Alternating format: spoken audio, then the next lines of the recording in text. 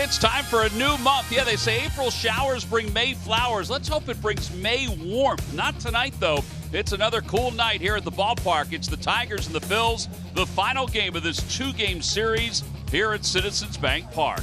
And as we finish up the month of April, not too shabby for the Phillies. Last year they were 16-12. This year they're 16-13, a game up over the New York Mets and 2 games up over the Atlanta Braves. Hi, everybody. I'm Tom McCarthy along with Ben Davis. All right, so it's time to assess the first month of the season for the Phillies. I mean, considering all the injuries the Phillies had, it wasn't a bad month. The fact that they're a game up in the National League East, and the numbers dictate that for the most part, the team has had a pretty good month of April. Yeah, they were able to sustain a winning percentage and be in first place as we begin the month of May. The couple of additions that we've had, they've really added a spark to the offense. But I think the offense isn't where a lot of people want them to be. I personally thought this would be a little bit better, especially from an average standpoint, especially from a home run standpoint, and certainly a runs per game standpoint. I will say the runners in scoring position numbers, though, have been good. Now, the last couple of weeks, they haven't been great, but they've been good overall. Segura's been a huge asset. Now, the Phillies missed him for 10 days, and they really were hurt with him out of the lineup. They absolutely were. We know what Andrew McCutchen done is at the top, but sandwiched in between McCutchen and Bryce Harper is Gene Segura. Just a consummate professional, a professional hitter. He'll go line to line. He only has the 1 home run, but they're sure to come. I just love everything that he brings to the table, both from an offensive standpoint and a defensive standpoint. Look at the 4 major additions with Harper, McCutchen, Realmuto, and Segura. Obviously, Gene and JT have held their own. Andrew McCutchen is doing it at the top of the lineup. We would like to see a little bit more production out of Bryce Harper, but the bottom line is, if it were to end right now, Bryce Harper is still going to have 33 home runs and 115 RBIs, so that's the kind of production they're looking for out of their 3-hole hitter. Yeah, probably a little more strikeouts than they would want, but if you put those numbers across a season, it's exactly what Ben said. All right, so another month begins. Tonight, it's the Tigers and the Phils. Aaron Nola, he'll make his 7th start of the season. Daniel Norris, his 3rd consecutive outing, is the start for the Tigers. Lineups at first pitch when we return. Phillies baseball is brought to you by Toyota. The summer starts here at Toyota. Let's go places. By Xfinity, the fastest internet in Philadelphia. By Citizens Bank, official bank of the Phillies. Visit citizensbank.com. And by Independence Blue Cross. Live fearless. Learn more at IBX.com. Speed, coverage, and control you need with Xfinity X5. This is beyond Wi-Fi. This is X5.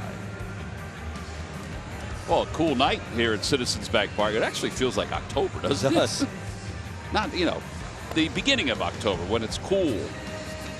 Doesn't feel like it's May 1st right now. That's Aaron Nola on the mound warming up for the Phillies. Getting set to make the start. He's 2-0 with an ERA of 5.68. Let's look at the Tigers lineup brought to you by Xfinity, the fastest internet in Philadelphia. Candelario will lead it off, and then Castellanos, a 5-game hitting streak. Last night he was 2 for 5 with a double and a run scored. Miguel Cabrera bats 3rd, then Nico Goodrum. They'll face Nola. Nola has 1 game against the Tigers. It was a 6-inning performance back in 2016. He was a young pup at that time. Still is a young pup. Well, a little more experience, though. 100th career start for Aaron Nola tonight. He'll sit about 92. Very good curveball, which they think he's getting back. The changeup. Overall numbers are like not great. 4 and 5 with a 4.06. We'll see if he can improve upon that tonight.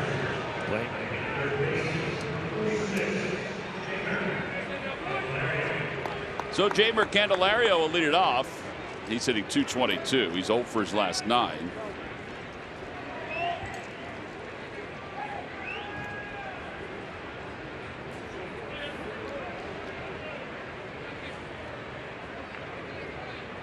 Nola set to go, and the first pitch of the night. Slapped the other way, and that'll be an extra base hit. Candelario will get to second base with his 6th double of the year as Rodriguez will play it in. So 1 pitch and a man in scoring position. Good piece of hitting there by Candelario. You know what's coming. You don't want to sit around for the off-speed pitch of Aaron Nola, so go ahead and attack that first one. Well, it brings Castellanos to the plate. Just slices it right on down the line. Phillies had that drastic overshift on it. It wouldn't have mattered. The ball would have been over Franco's head. Castellanos hitting .273, couple home runs, 8 RBIs. He is 6th in the American League in doubles with 10 already.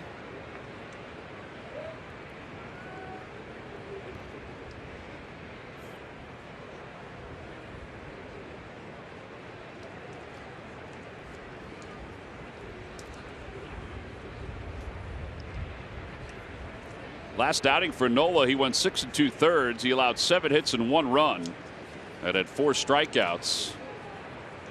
That was against the Marlins.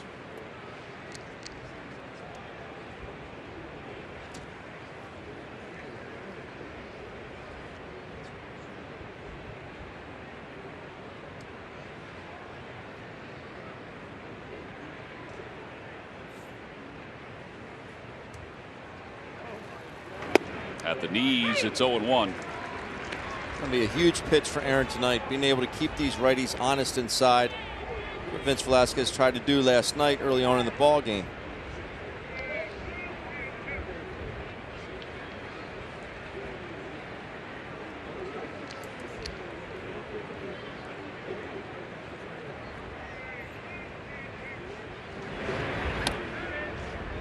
That crossed up Real Muto, so he sent it out to the mound. It was a good pitch, too. It did look like a pretty good pitch. Fielding Colbert, though, the home plate umpire, I think, sensed the cross up and lost sight of where the pitch was. If I'm not mistaken, that's the first cross up I've seen all season. Do you remember another one?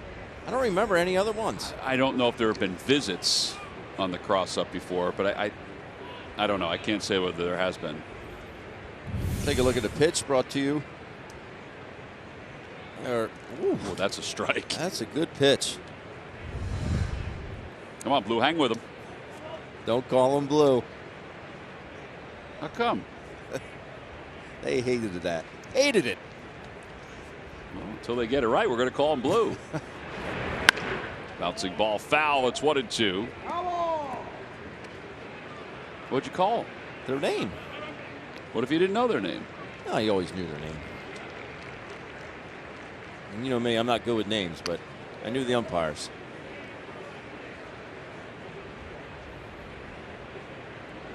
Tigers as a team come in with a .228 batting average. They've scored the least amount of runs in the American League. They have 94, which is 15 less than the team ahead of them, the Indians. Outside, 2-2. It's also 95 runs less than the Seattle Mariners, who are the leaders in the American League. Mariners have 189 runs.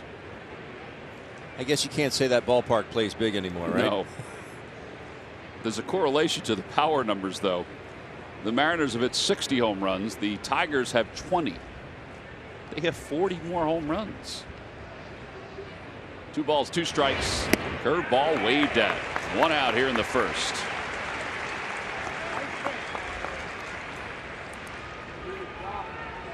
It'll bring Miguel Cabrera up. Cabrera hitting .282 with a home run and 11 runs batted in. Let's check in with Greg Murphy. Murph. All right, thanks a lot, Tom. Well, talking about home runs, as you just mentioned, yeah, the Mariners with 60, the Phillies with 38. That's good for 15th in Major League Baseball. The Tigers dead last. But if you're talking about home runs across baseball, well, the players in Major League Baseball are hitting home runs at a rate that we've never seen before. The most they've ever hit in one season was 1 home run for every 27 at bats. That was back in 2017.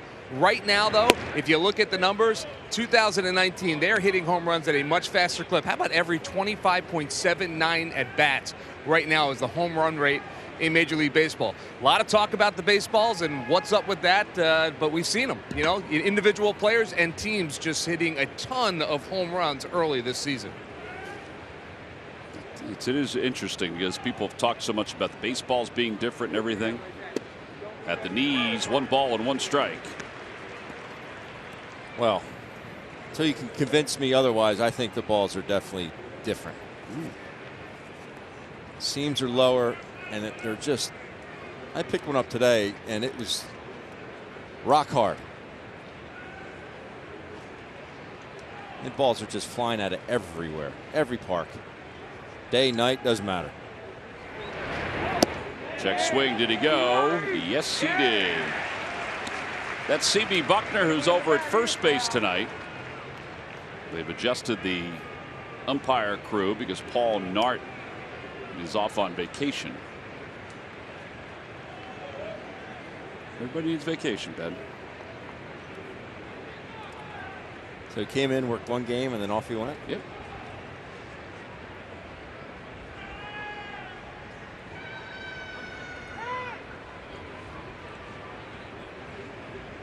You know, Murph was saying, if you look at the numbers in the American League and the National League, the April home runs this year for the two leagues combined are far and away higher than the previous 5 years. Just a bit low, 2-2. Think about back in 2015, the National League hit 275 home runs in the month of April. This year, the National League has hit 498 home runs. Now it's 20 more games, but still across the board. 2 balls, 2 strikes to Cabrera. Lays off 3-2. He did not bite on that curveball. He saw that one a little bit better than the check swing earlier in the at bat.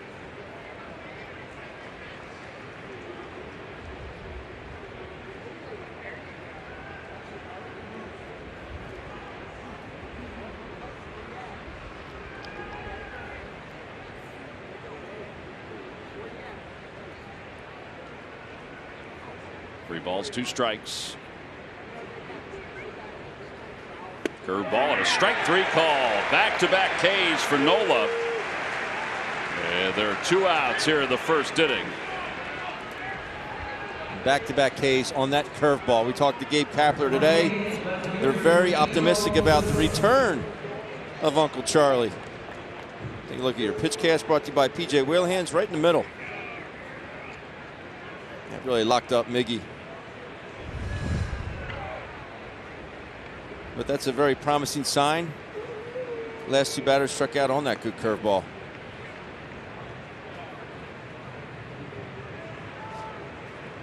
So with 2 outs and a runner at second, here's Goodrum. And he taps it up the first base line. It is rolling foul. Boy, they would have loved to have picked that up before it had gone foul. No balls and 1 strike.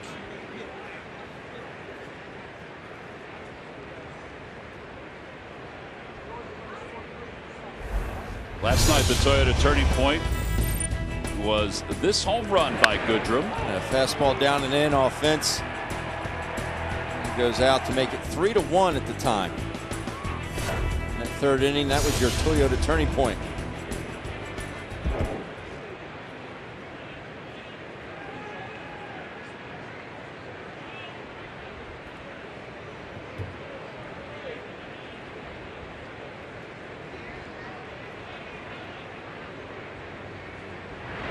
Outside, 1 ball, 1 strike.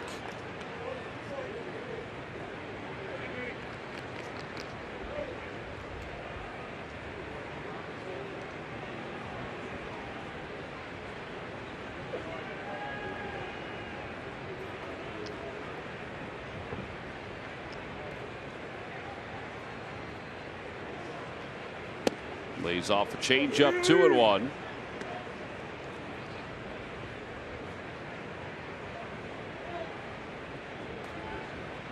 Awful hard changeup. 87. Yeah.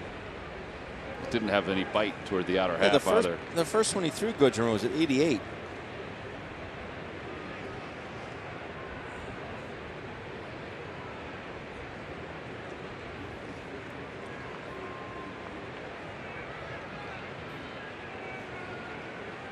Curveball, and it's in there, 2-2. All right, so does he go with the ball that runs off the hip here? One thing you do notice is that Goodrum does have a little real estate between himself and the inside part of the plate. So you have to be really careful about that. And most guys who stay off the plate like the ball away. Most guys who are on the plate want the ball in. 2 balls, 2 strikes. And a changeup to the right side of the mound, and Nola does a fantastic job. 17 pitches to get out of this inning. No runs, 1 hit, and 1 man left in scoring position. Middle of the first. Tigers nothing, and the Phillies coming up. Let's look at the Phillies lineup. Brought to you by Xfinity. It's the fastest internet in Philadelphia. Andrew McCutchen leads it off in center field. Then Gene Segura. Bryce Harper bats third. Rhys Hoskins, it's cleanup. And then JT Realmuto, who last 13 games hitting over 300. In fact, hitting 333. You extend that over his last 20, he's at 315.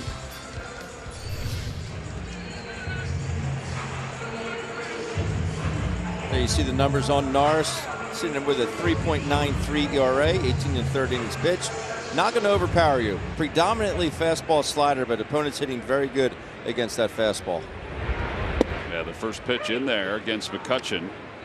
He got it and he went there quickly. McCutchen 3 for 16 on the homestand. Whoa.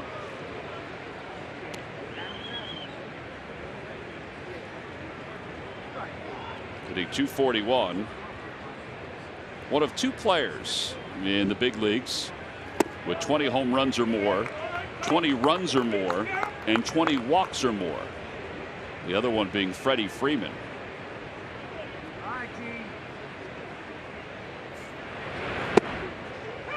2-2.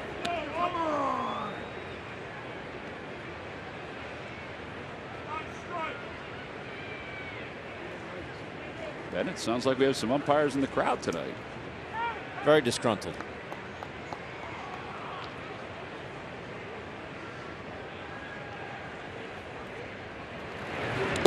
Yeah, the dirt 3-2. There was that slider. Segura's on deck.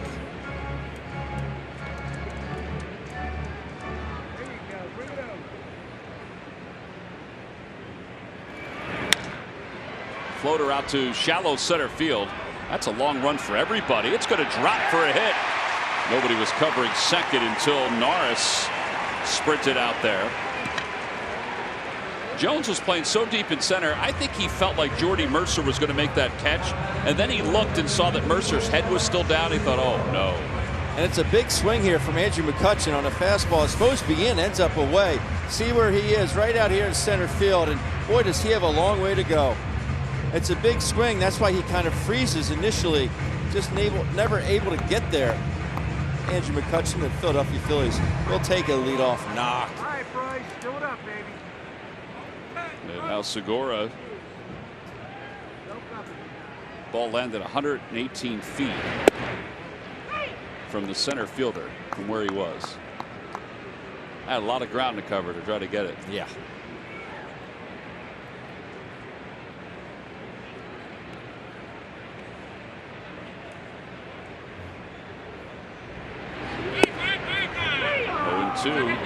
Segura is 1 for 6 against Norris, who was originally drafted in the second round by the Blue Jays in 2011.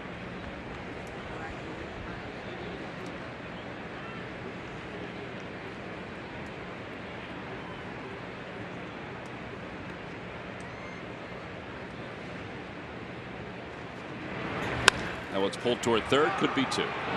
There's 1, 2. 5-4-3 double play. And with 2 outs, Bryce Harper's coming up. He provided us with a Geico quote of the day on being booed last night. I'd do the same thing. It's not fun to lose. It's not fun to watch when you're playing that way. I was 0 for 4 with 2 punchies. I'm probably thinking the same thing walking back to the dugout. Yeah, these have been tough times for Bryce. He's 0 for his last 9. We have talked to Gabe and John Maley the last couple of days, and nobody is overly concerned as he swings at the first pitch, and he grounds it into the shift. Yeah, the inning is over. No runs, 1 hit, and nobody left. It's a 10-pitch inning. We'll go to the second. Scoreless game. Season of the spring night. Tuesday, May 14th versus the Milwaukee Brewers at 7:05. Go to Phillies.com to get your tickets. We begin the top of the second. Ronnie Rodriguez will lead it off.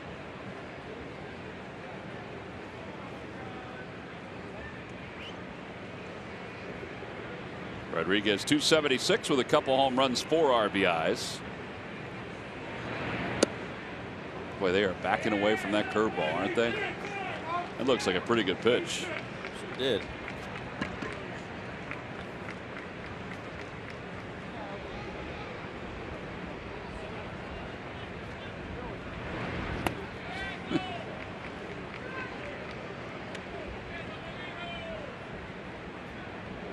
Two balls and no strikes. Rodriguez last night was 1 for 4. His one, though, was a triple to center field.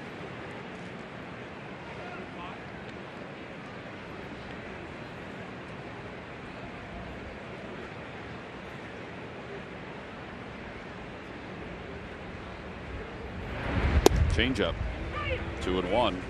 You know, last year, and these are some of the, I don't want to say the periphery stats that you look at with Nola, but last year he got a swing and a miss every 8 pitches, which, you know, was good. Had to do a strikeout total. There's a line drive caught by Segura. This year it's a swing and a miss every 13 pitches. So it's a pretty big jump. Yes. And I think up until last year, I mean, Aaron would get his strikeouts, but I would consider him a strikeout pitcher last season. I mean, he was good for 8 to 10 punch-outs every game, it seemed.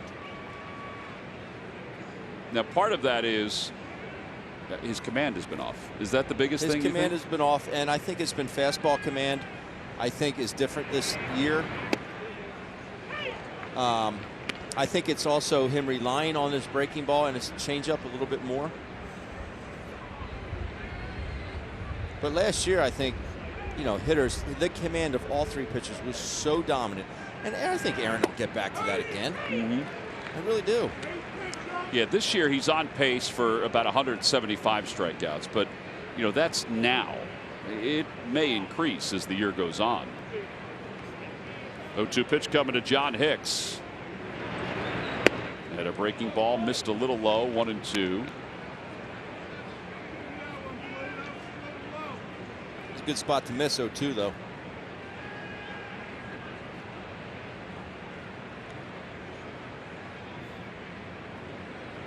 Curveball and a strike 3 call. 3 Ks for Nola. And another Tiger backing away from it. They're not picking up rotation right now, T-Mac, and that is a beautiful thing. Our pitch cast brought to you by PJ Whalehands right on the inside corner.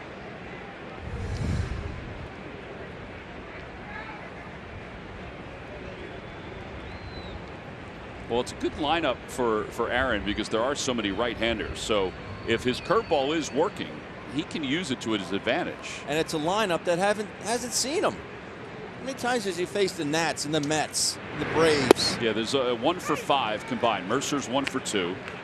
And Miguel Cabrera is 0 for 4. So 1 for 6. This season he's thrown the 4-seamer most of the time, then the curveball.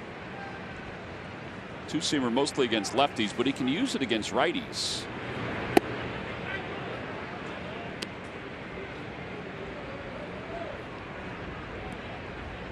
Ben, did you make Miggy mad? He looks mad. He looks irked. I don't know what he could be upset about. Little looper. Foul territory, first base side. Hoskins makes the running grab. And the side is retired. That's a nice play by Reese. Got a good jump and a pretty quick inning for Aaron Nola. 1, 2, 3 go the Tigers. The last play. Reese Hoskins like a receiver going out. And we'll head to the bottom of the second. You like this pitch, Ben? Pitch, because this is something Aaron's going to have to do. Run balls in at the belt on some of these righties. But look at the jump by Reese Hoskins. Get on your horse and go get it, big boy. That's just an excellent read there by Reese. And an out that Aaron Nola obviously desperately needed. Keep that pitch count down. Well, Reese Hoskins leads it off. Hoskins has hit in 4 straight.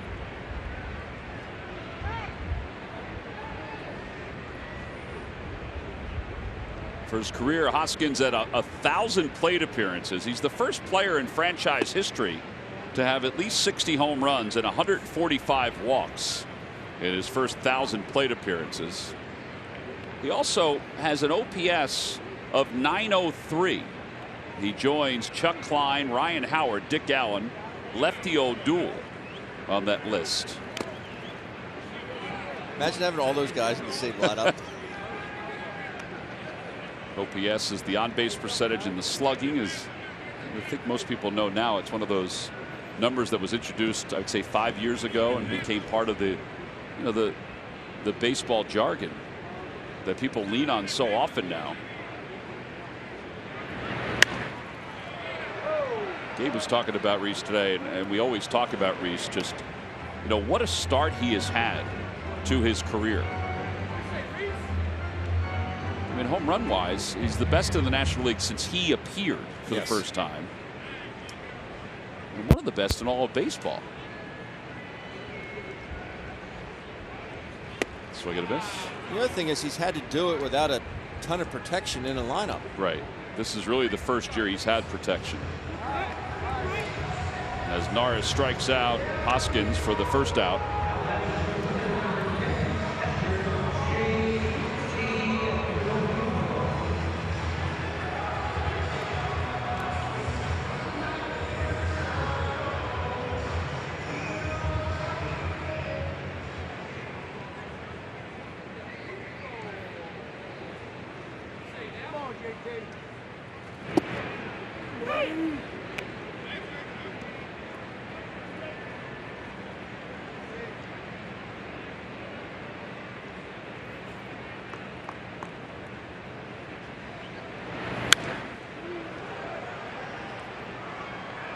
Two.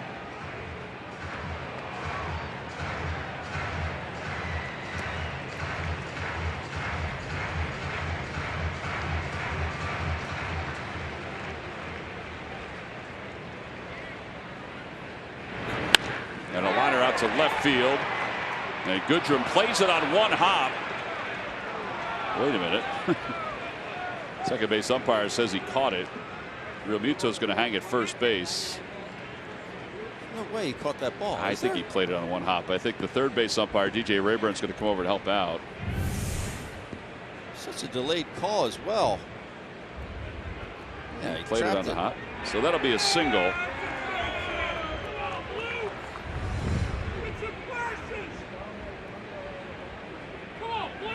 DJ Rayburn's on the left. Fielding Colbreth is the crew chief. CB Buckner at first. They'll look at it. This will be a crew chief review. It won't even be a review that was initiated by Gabe Kapler. Well, this won't take long. Shouldn't.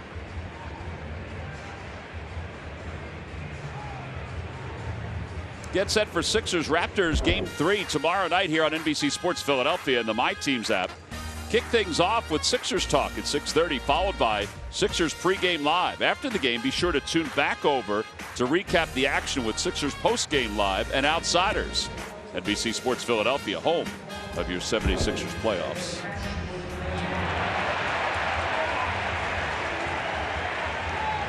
Fielding Colbreth will make the call. He's the umpire to the left. I guess they just have a different angle down on the field. I mean, we could see that from all the way up here. Yeah, the second base umpire was out beyond second base. I don't know how clear he saw this.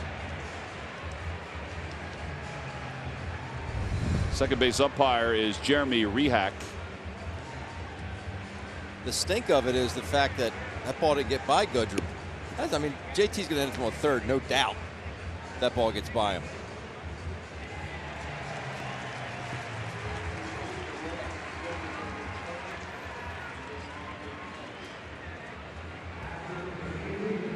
Ball had just enough topspin on it where it got down.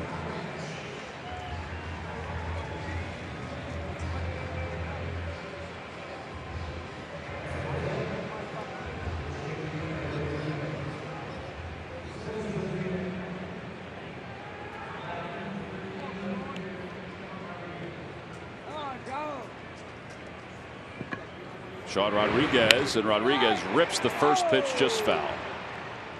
0-1. All right, Sean, nice swing, buddy. A little positive reinforcement behind home plate for Sean Rodriguez. We all could use that in our lives, couldn't we? Yep.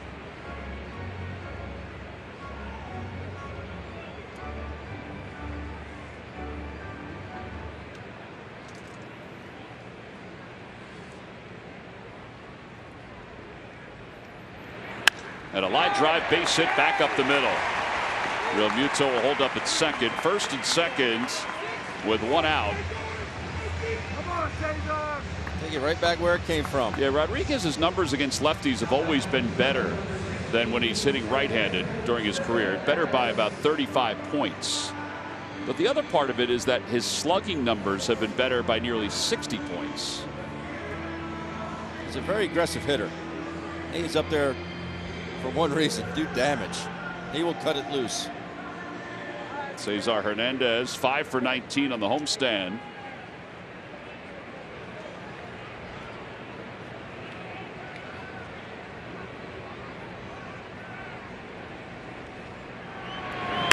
Pulls it to shortstop. Under the glove of Mercer into left field. Rounding third is Real Muto. The throw to the plate is offline. A run scores. Throw to third is in time to get Rodriguez. 1-0 Phillies on top though.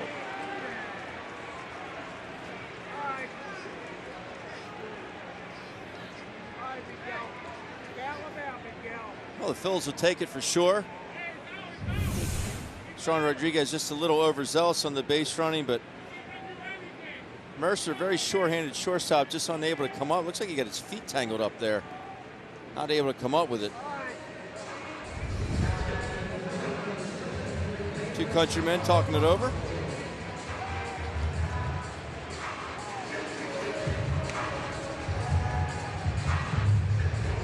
Here's Mike Cal. Mikey 0 for his last 8. All right, Norris has thrown 8 consecutive strikes. So if you're Franco, you might be able to look for something here early on. Last night the Phillies were very aggressive. Last night they only averaged 3.8 pitches per plate appearance, whereas the Tigers averaged 4.5 pitches per plate appearance.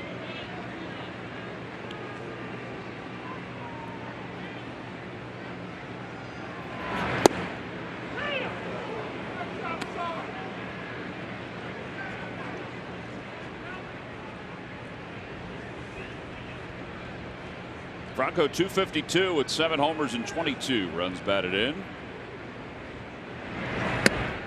Oh, 1 ball, 1 strike.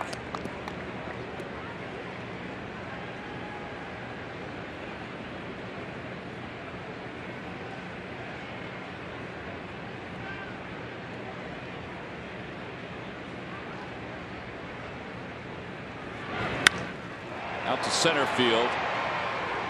Playable for Jacoby Jones. The Phillies settle for 1 run here in the second. 1 run on 3 hits. And they leave 1. We're on to the third. Plenty of time to stop at Tony Luke's to get a cheesesteak. Analogy of tomorrow. Best interleague win percentage since 2006. Well, the Tigers had some really good years, and they had some mashers on their team. They sure did. So it's not shocking that they would find themselves in the top 5 in the American League.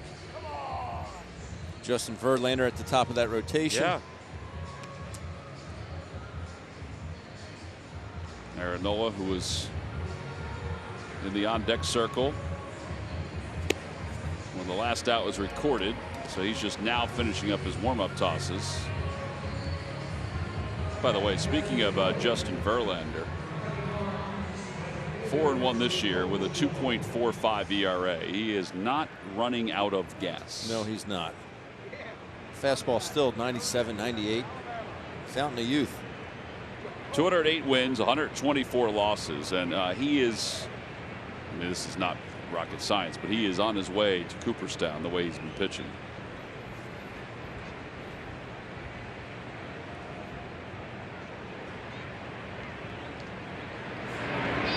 Breaking ball.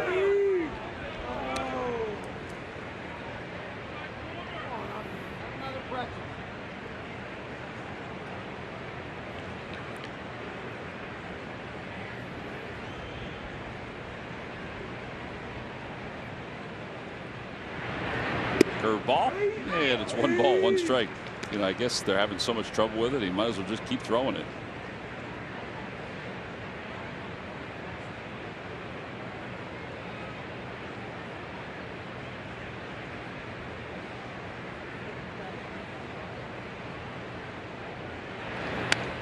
Throws a fastball there. That's just the 3rd foul ball of the night as we begin the 3rd inning here. Last night the Tigers had 49 foul balls. We said that number to Gabe today. We were talking to him, and he thought this. He goes, well, I know they fouled a lot of pitches off. We said, yeah, 49, and I think everybody's eyes in the room got wide on that one.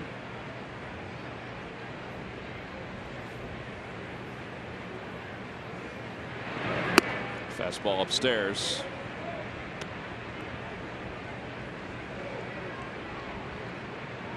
Jones had 3 consecutive strikeouts his last 3 at bats. He's 1 pitch away from 4 in a row.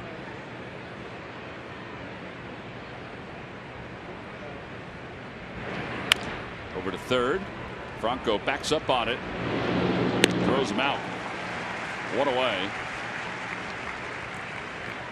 Then Daniel Norris is coming up.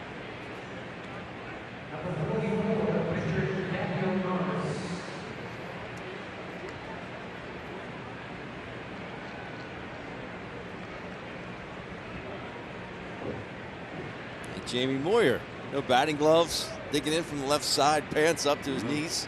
Watch out, first base umpire. That never gets old. Swings and hits it out toward left. Rodriguez shading that way. Good thing of beauty, 1 pitch, 1 out.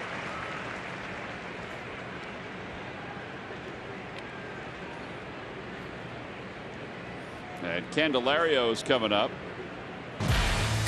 Why miss the game when you can stream it on the My Teams app? Take your Philly teams with you. Presented by your Philadelphia area local Chevy dealers. Candelario has the only hit. He doubled to left field his first time up on the first pitch. Mentioned Candelario had 19 home runs last year.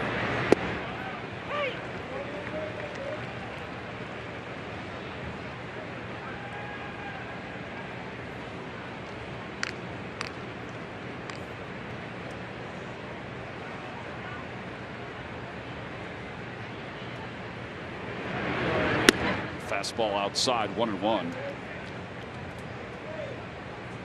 StatCast AI, powered by AWS, shows the shift. 19 home runs last season, and he has 105 at bats this year, and he has no home runs. It's the most at bats in the American League without a home run this year. Second is Rafael Devers of the Red Sox, who's in the same neighborhood. He's at 90, I think 99 now. There's a line drive back through the middle, a base hit. Oof, that was close. He's 2 for 2. That spun the top.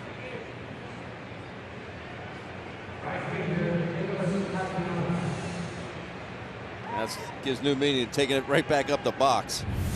Man. Pulls his hands in. Not a terrible pitch. Ball just leaks back over, play a little bit too much.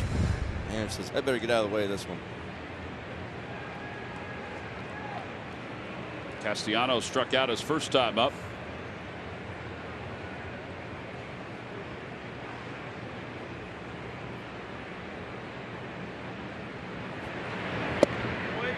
Changeup to a right-hander.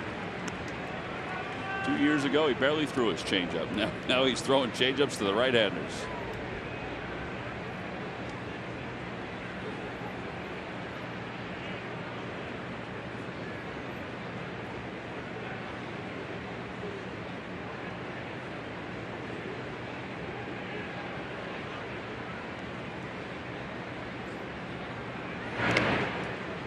Castellanos, a guy I wouldn't be surprised if the Tigers move him either on or before the trade deadline. He is a free agent at the end of the season.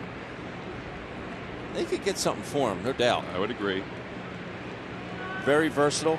Everyone knows that's the way baseball is going, especially at the major league level. If you're versatile, you can play different positions like he can. Right field, third base. Makes it all that more attractive.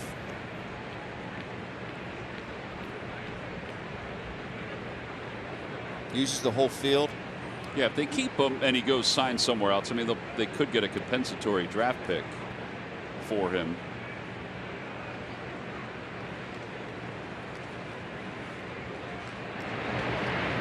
Lays off a breaking ball. 1 ball, 1 strike.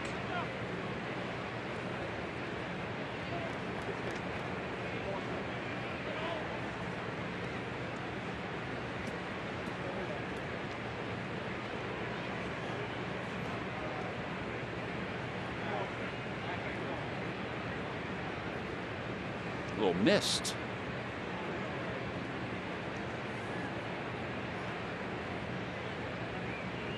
It's a soupy night, man. Yes, it is.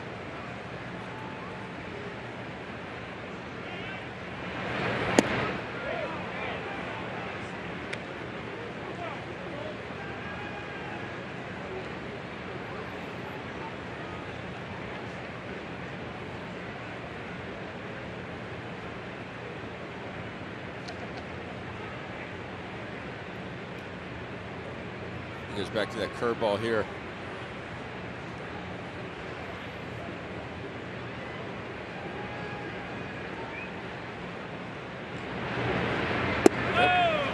2-2.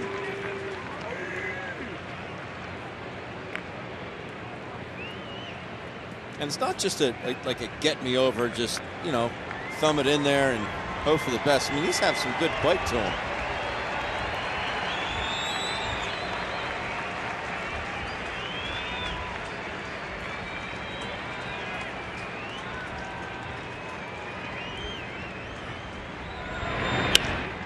Fly ball right field. Yeah, and Harper's out there. Good spot right there. No runs, 1 hit, and 1 man left. We'll head to the bottom of the 3rd. Phillies fans are hoping for some more runs when we return. Nissan.com. Ben, we've got closing of the windows in the main press box. You know, and I don't get it. I mean, you got this guy, you know, this guy right here. He's from Westchester, PA, right? It's about ready to snow. I mean, come on, we got Jim Salisbury from Rhode Island. He's got a hat on. He's going to go skiing. Chris Ware is going skiing. You know. All right, well. Salisbury's from Rhode Island. We got Todd Zalecki from Wisconsin. Yeah. And they're shutting the windows. I mean, come on. Jimmy's not happy that the windows are closed. I love that Chris Ware is wearing a knit hat.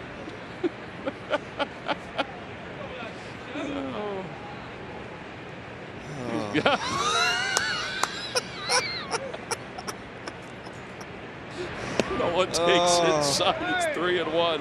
Just swimming in there. We just peer pressured him into taking his hat off. Oh man. It's all right, Chris. Take a mulligan. No. I'm line 3. Line 3. And Nola works out a walk. Leadoff base runner for the Phillies. And Andrew McCutchen is coming up. How's the hamstring, buddy? 18, how's your hamstring, man? Doing all right? McCutchen singled his first time up.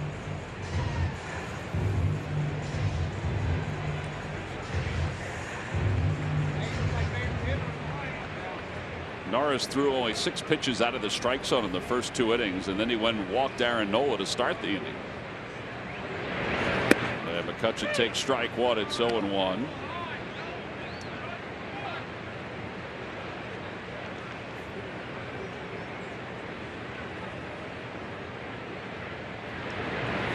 And a line drive caught over at 3rd by Candelario, and he doubles up Aaron Nola.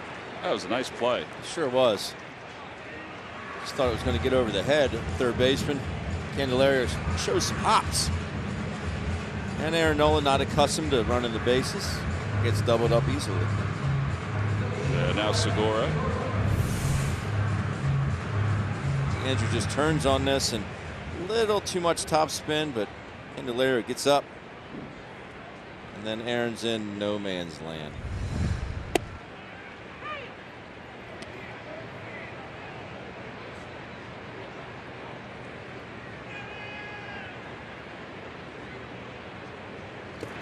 Yeah, the dirt, 1 ball, 1 strike.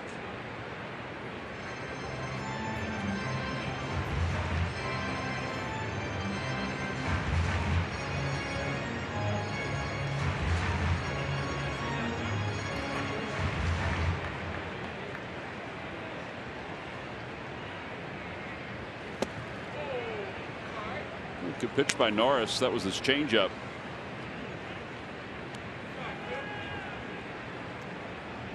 Last year he only threw that changeup 6% of the time, but he's thrown it a bit more early on in this ball game. Ground ball foul.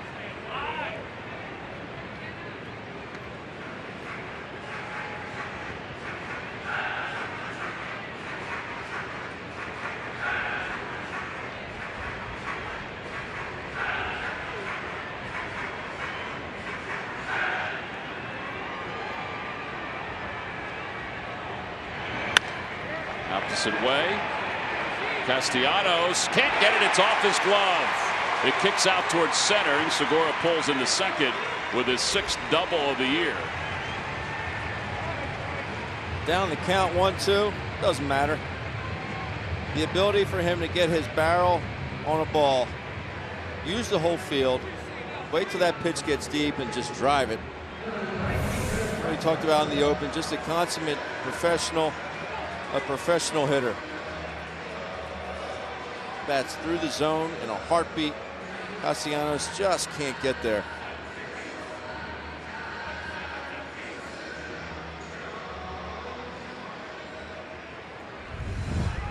Here's Harper, who swung at the first pitch his first time up. Gabe's talked a lot the last couple of days about Harper. One of the things he's pointed out, since the 13th of April, he's hitting 188 with 23 strikeouts. But last year in June, Bryce also had a period where he had basically the same numbers. 24 games, he hit 188 and had 33 strikeouts. But then from July 1st on, he hit 279 with 14 home runs and 51 RBIs.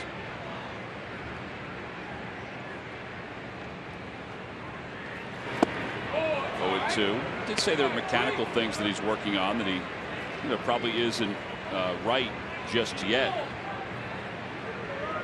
But you remember last year, Christian Yelich started out really very slowly with the Brewers. Yelich was 7 for 42 at one point, and then finished with 36 home runs and a .326 average from that point on. National League MVP. So I think the big thing that Gabe has tried to let everybody know is that he's not worried about Harper, because Harper just works. And everybody's asking, should he get a day off? He said, well, he might get a day off, but he also might play 162 games. Said he had one off on Monday and he'll get another one off tomorrow. Fly ball, shallow center field. Jones will put it away. No runs, 1 hit, and 1 man left. We played our first 3. We'll go to the 4th. Phillies up 1-0. Brewer, and choose from varieties of your favorite coffee, tea, or hot cocoa. Order online today at WBMason.com, and your WB Mason driver will deliver your Keurig coffee maker right to your break room. Who but WB Mason? Now the great Dan Baker is back at his perch as the public address announcer here at Citizens Bank Park. Dan was under the weather this past weekend. Scott Palmer filled in for him, but it was nice to see Dan back yesterday for the first game against the Tigers. Here's Cabrera to lead it off. He struck out his first time looking, and he takes a fastball, and it's 1-0.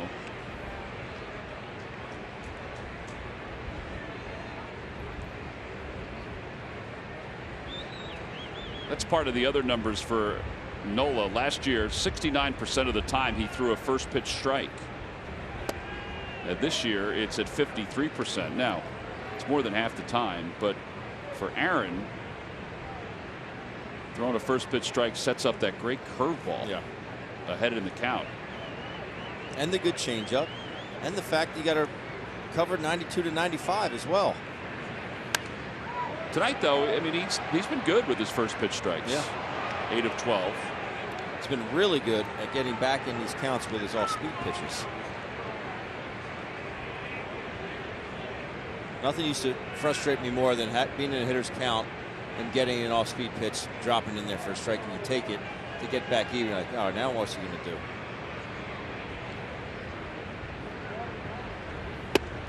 Laid on a 95-mile-an-hour fastball. Exactly what I'm talking about. 92 to 95. Yes, he'll sit mostly around 92.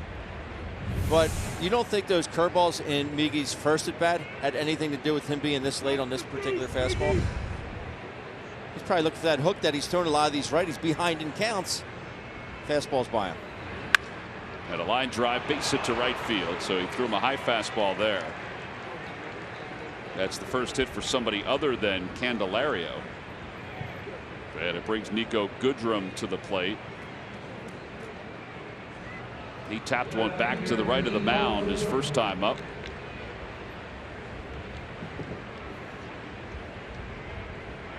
Ben, if you're scoring at home, that's 2,706 hits for Miguel Cabrera.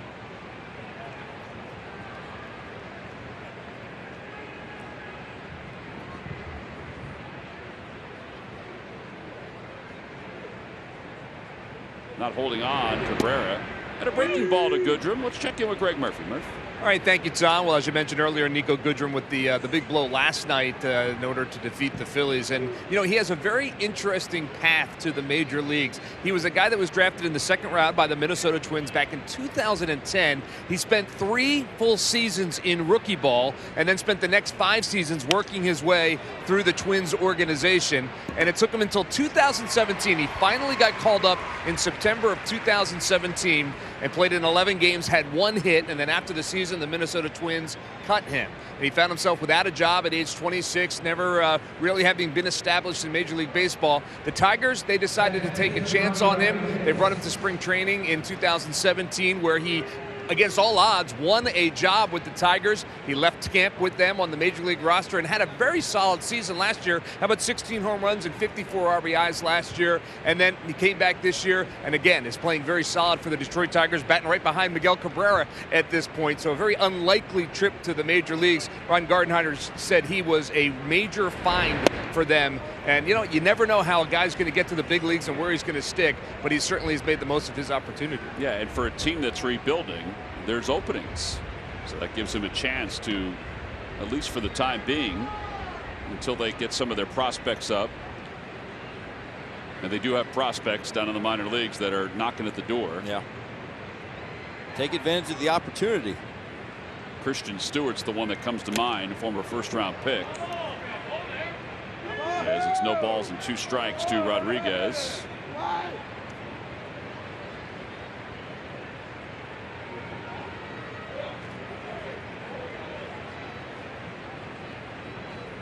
Tigers are going to take a look to see if that ball hit him.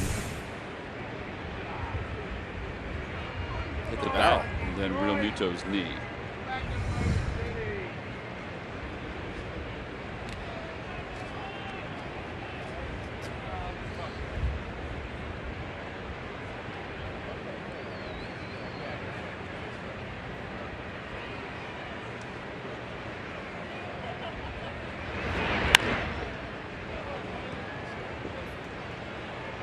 Oh, nice grab with the bare hands. Brought his glove, but he didn't need it.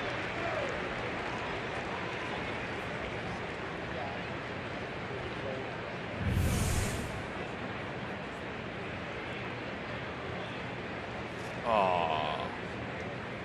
If I've ever seen, usually you get stuck right there by the tarp. Yeah. Hit some daylight.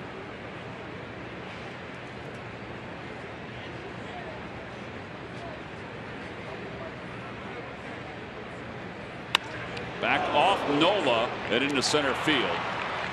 And hopefully that hit somewhere that was a little meaty for Aaron, but he's It's Martin right now. Yeah, he's got a couple close calls tonight. I think that one catches him right off the backside, if not small of his back, maybe. Gabe Kapler and Sean Ficasny trotting out.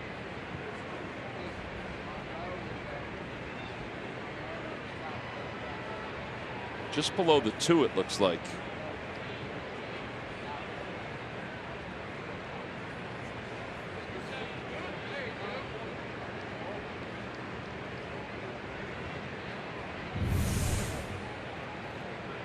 Just a hanging breaking ball.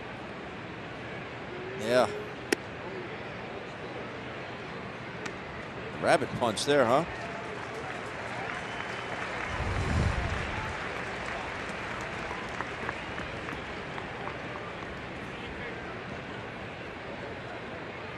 Get a ball on the ground here with the catcher running.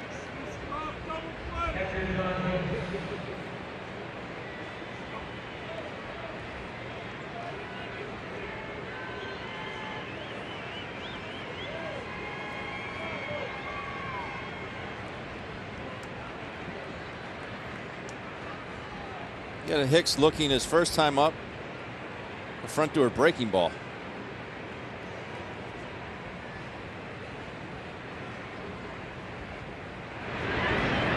Inside, 1-0.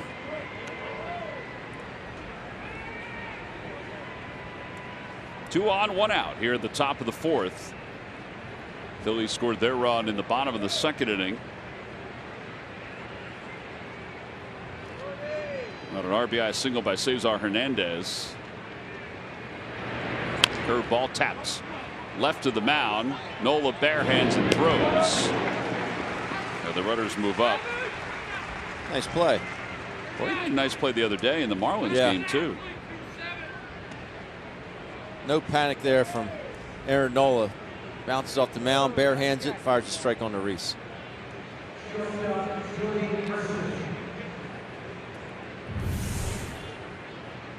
See, obviously no play anywhere else. He gets Hicks by plenty. Leave him out there.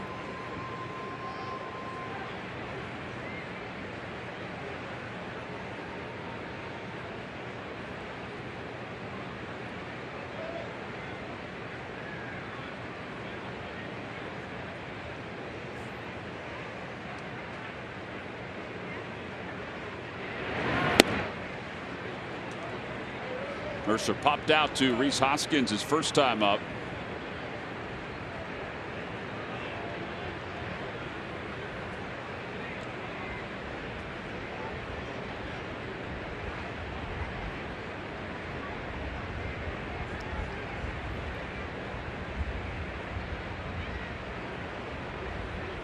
In the dirt, Real Muto blocks it 2-0.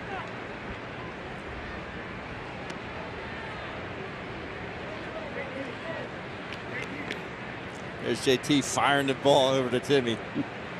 I asked Tim the other day, who thinks very fondly of JT Realmuto.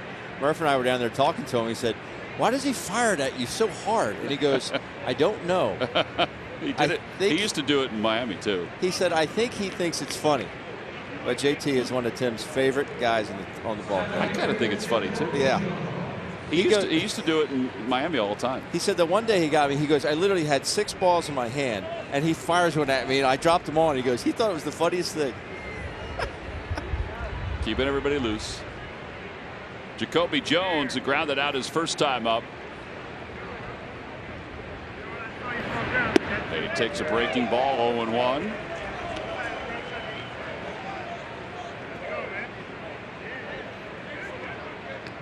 Jones and Nola were both LSU Tigers.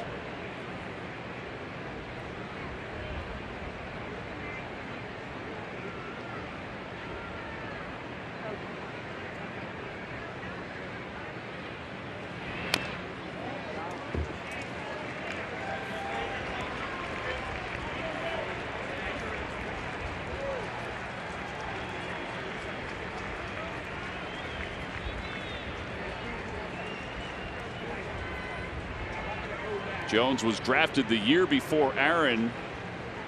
He was drafted in 2013. Aaron was drafted in 2014. Aaron was good at LSU in 13, but he was really good in 14. No balls, 2 strikes. And he throws a fastball up.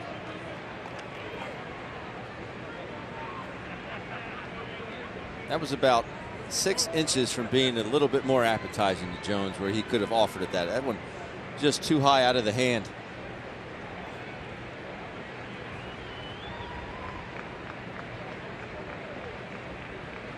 Bases loaded, and the 1-2. Swing and a miss. He got it with a changeup that was dancing inside. Nasty.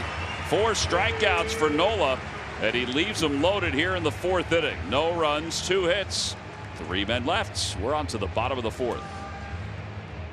Every new Ford car, truck, and SUV crossover at buyfordnow.com today. Fed by the Pennsylvania Lottery. Play the new Max-A-Million ticket. Players must be 18 or older. Please play responsibly. Bottom of the 4th, it's 1-0 Phillies.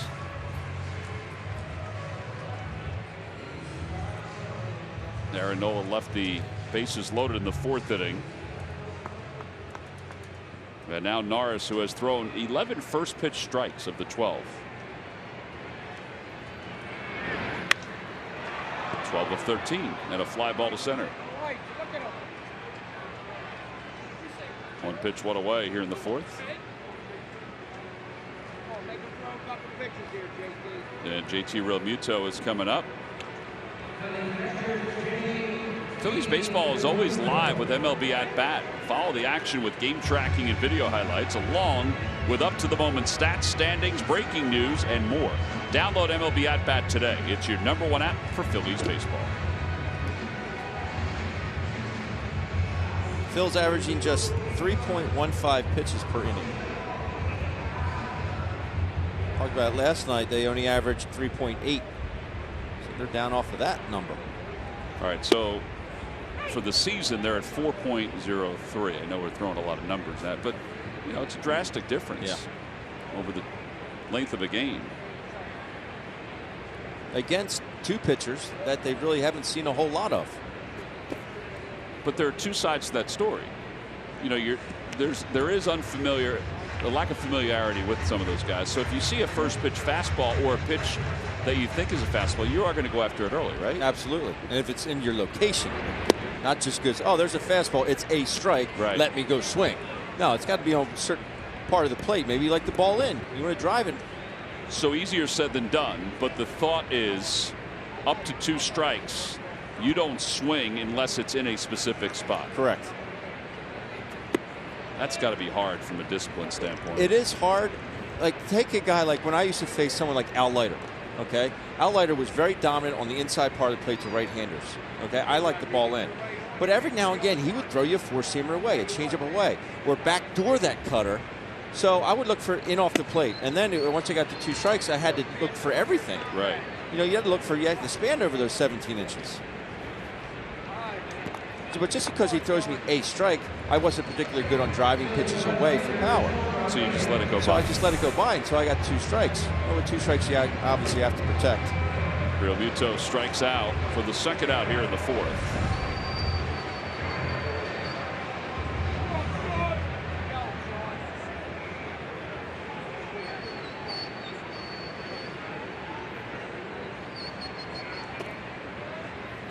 Now, talking about last night's starter, Spencer Turnbull, we talked to Gabe. He said, you know, in his Turnbull's previous start against the Red Sox, which he got his first big league win, he was throwing a lot of righties, 4-seamers away, and they would have a little slight cut to it. Whereas last night, he was just barreling that 2-seamer in on the hands of the righties. They said it kind of caught them off guard. So he says, but we need to do a better job of in-game adjustments. I don't think they're alone with that. I think that's around baseball in some ways. Hey, you see Turnbull? It was very good last night. He did not feel like he had a great feel for the baseball. Kind of what we've talked about with some of the Phillies starters. So the ball was kind of slick. Well, it didn't show. Oh, good decision to let that roll foul.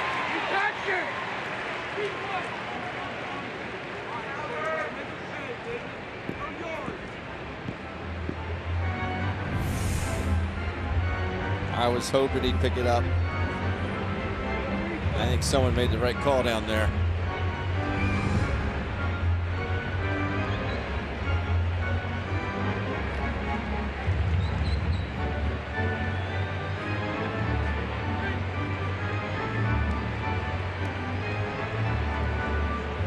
Very efficient.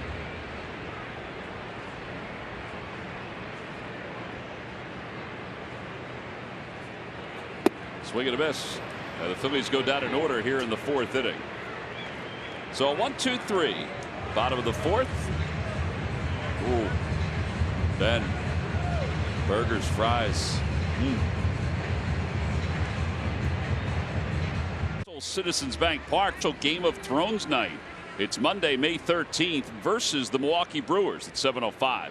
Exclusive Phillies Game of Thrones Sir Anthony Dominguez bobble figurine will be given out only if you have your theme night ticket. Go to Phillies.com/theme nights.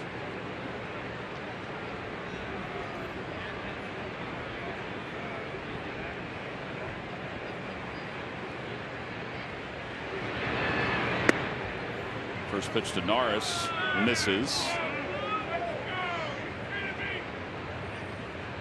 As we begin the top of the 5th inning.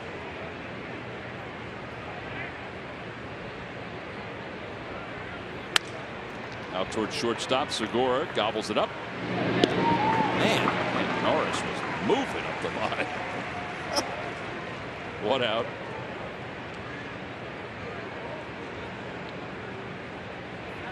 Well, it's nice to get the pitcher out on 3 pitches. Tire him out too. On twice. 2 outs on 3 pitches, and he was busting it down the line.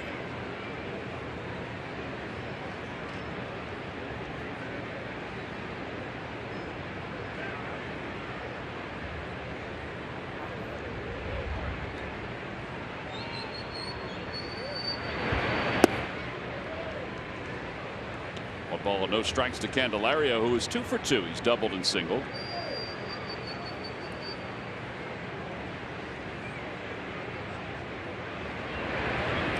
Changeup. Not a bad approach.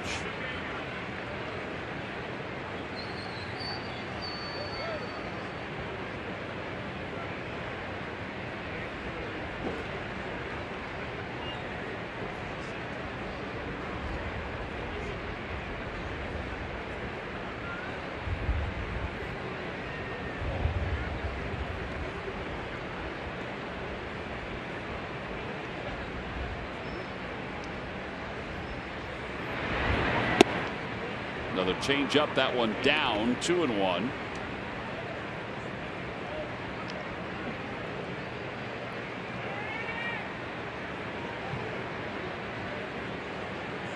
Section 144. At a high curve, 3-1. That is just below Harry the K's right there.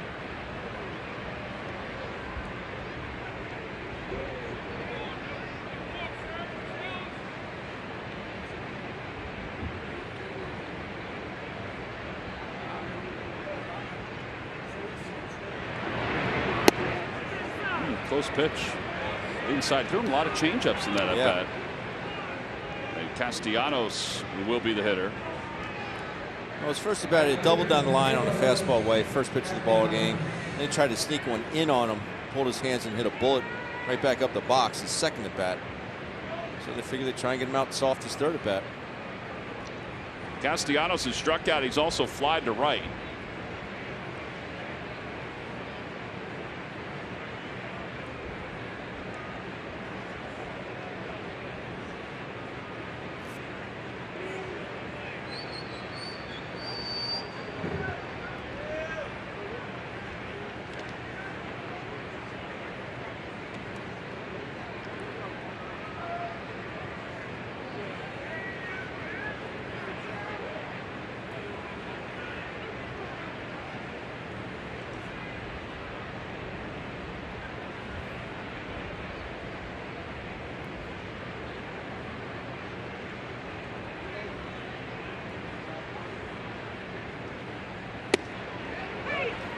He's really tying him up inside.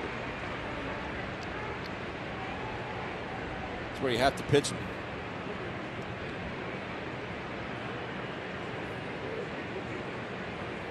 Just a normal day on Ashburn Alley. Nothing to see here. Nope.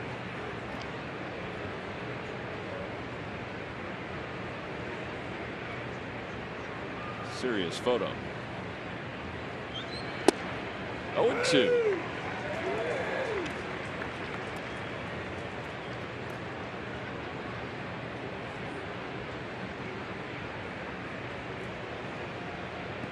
It's one quick moving turtle, huh? It sure is.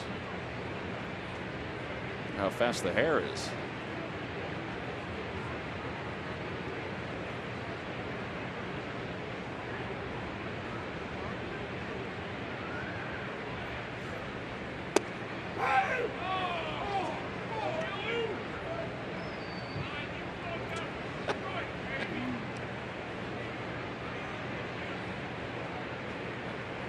He's breaking the stereotype.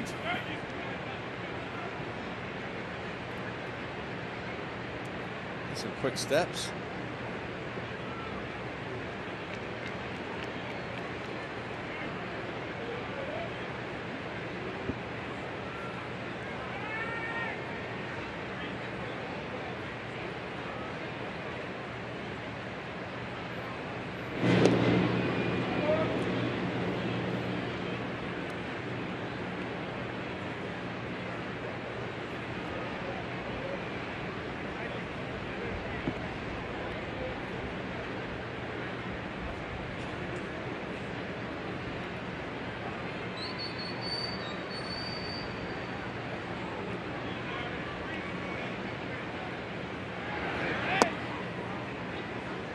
Two and two. He's a lot of change-ups. Yeah, exclusively this inning. I figure if he goes back to the curveball here, he might freeze him. Yeah.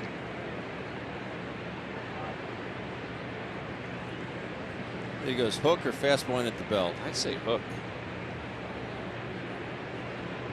I think you're right. 2 balls, 2 strikes. Swing and a miss. He got him with that curve. 5 strikeouts for Nola. 2 outs here in the top of the 5th. And Miguel Cabrera is coming up. Speaking of Miguel Cabrera, let's take a look at our Scott's triple threat. Cabrera with 328 home runs as a Tiger. 466 overall. Norm Cash and Al Kaline are both ahead of Miguel Cabrera.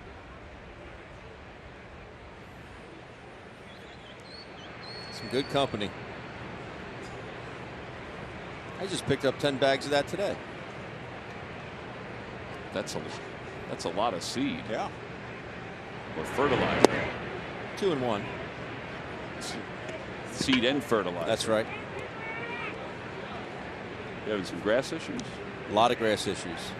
Got to fix the flat in the aerator though, Tom.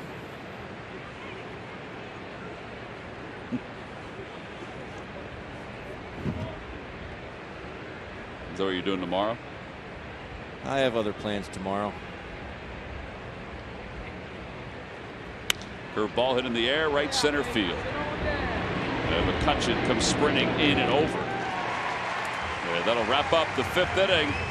No runs, no hits, and 1 man left. How you doing, honey? It's 1-0 as we go to the bottom of the 5th. Won today 7-4 over the Harrisburg Senators. Bailey Falter 5 innings, 1 earned run. Luke Leftwich, he's been hot, 2 innings, no earned runs. Derek Hall hit his 4th home run. Adam Hazley had a couple hits, including a double. And Luke Williams 2 for 4 with 2 runs scored. Nice going for the Fightins. They're now 12-10 in the year. Cesar singled home a run his first time up. And it's 1-0. Rain down in Florida. The Threshers and the Miracle were postponed. So we can't give you our daily Alec Bohm update. It was a good week straight. It was. Iron Pigs trail the Mets, Syracuse Mets 3-1.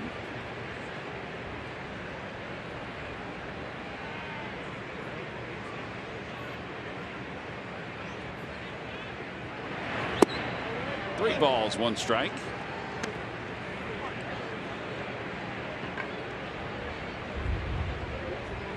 Michael Franco, and then the pitcher spot.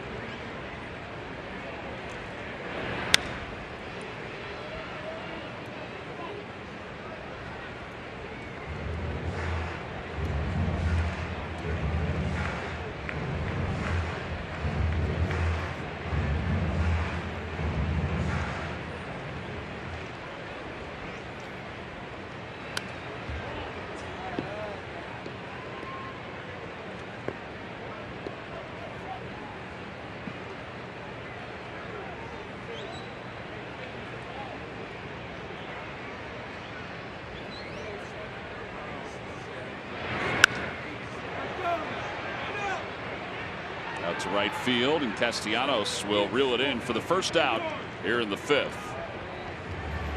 And Michael Franco is coming up.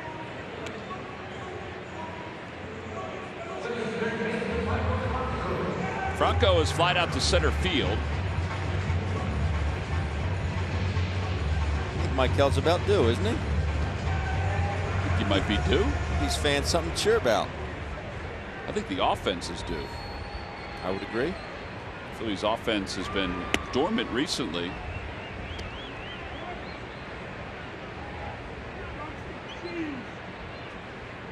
Michael's last home run came earlier on this homestand, the 26th. It was a one-hopper right at Jordy Mercer.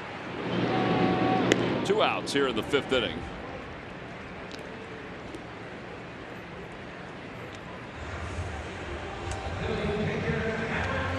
Phillies Baseball Academy is the premier baseball and softball camp for boys and girls aged 6 to 14. Campers will receive professional coaching and skill development from Phillies players, coaches, and Baseball Academy instructors.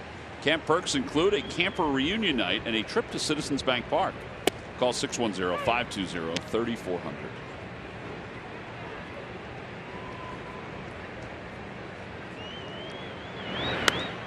Had a play.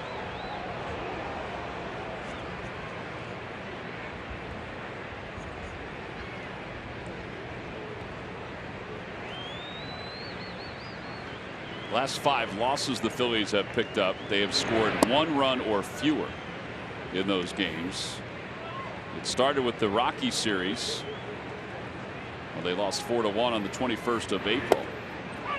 Nola goes down looking. Today they've scored 1 run, but they lead at 1-0. It's because Nola's been good.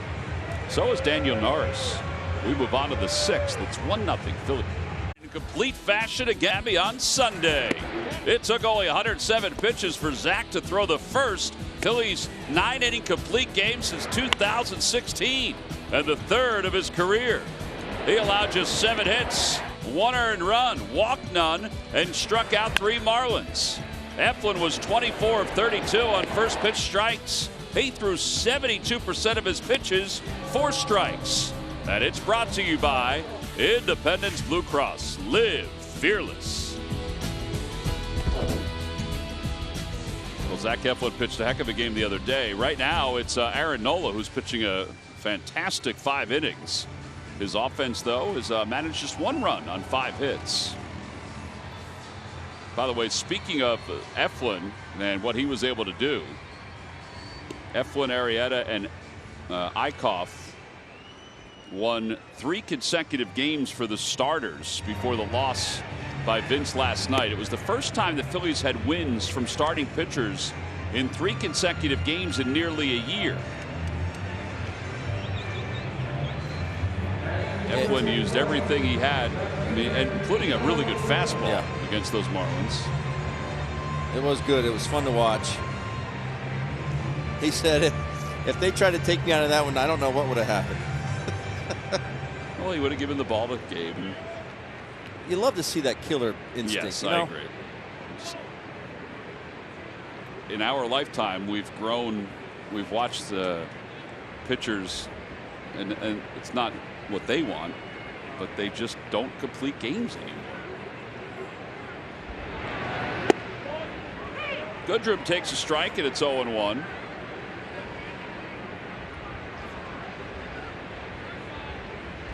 He's grounded out, and he's flied out to center. Change up.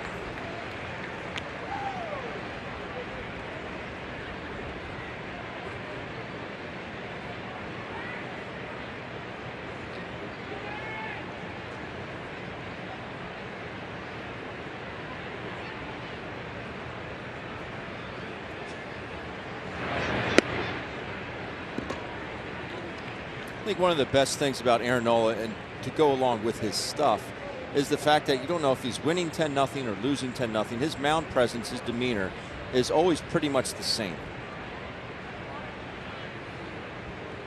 But I'm looking at a guy tonight that seems just a little bit more sure of himself. A guy that I think trusts his pitches a little bit more to go exactly where he wants them to go. Yeah, I would agree with that.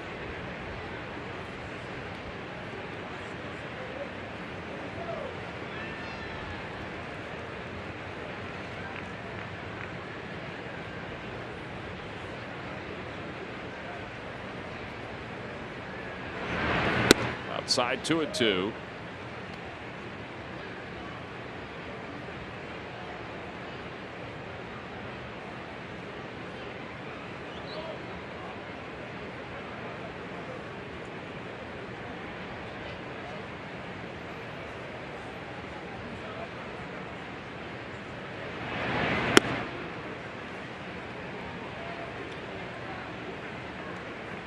A couple times he tried to run that two-seamer off the hip of the lefties, and it ends up and away to a lefty.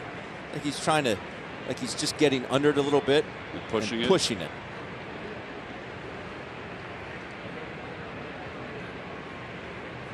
And now the 3-2 pitch.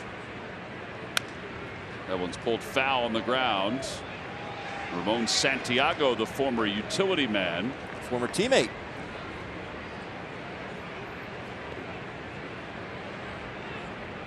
Always had a smile on his face. We played together in Seattle.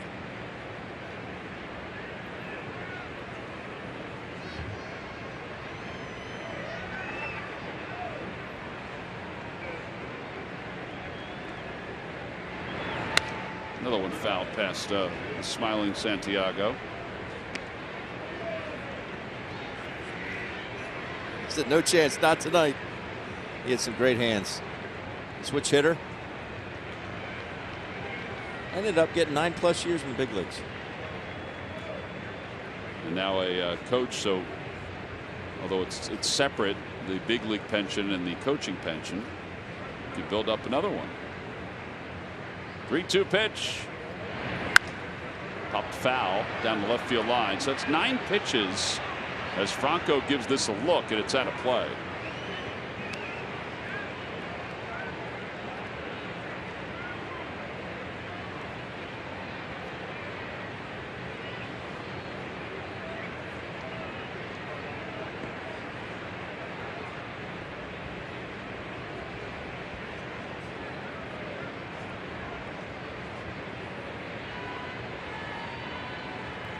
Candelario has been the biggest issue for Aaron Nola tonight.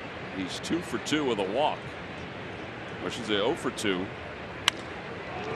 But Goodrum is now 1 for 3. So he singles to center field. That was an excellent at bat. Yeah, Candelario double and a single and a walk as the leadoff hitter. Cabrera has a single. Now Goodrum has a single. And here is Ronnie Rodriguez. The Fantastic Auction is back beginning on May 6th. Bid on unforgettable experiences and memorabilia that include feeding the giraffes at the Philadelphia Zoo with Andrew McCutchen. Maybe a wiffle ball game for children at the Yard with Bryce Harper. Have Larry Bowa and Charlie Manuel coach your baseball team.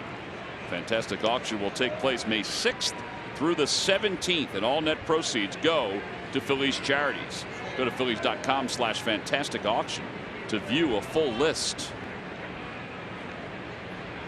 How about a kids wiffle ball party with Bryce Harper at the Yard? Yeah, sign me up.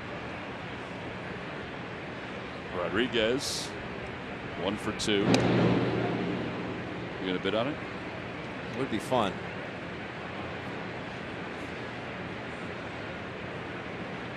I will say our oldest son, Teg, is still waiting for the showdown with you. Not to put any pressure on him. I'm here every day. Every day. Have wiffle ball bat in car. He can use it.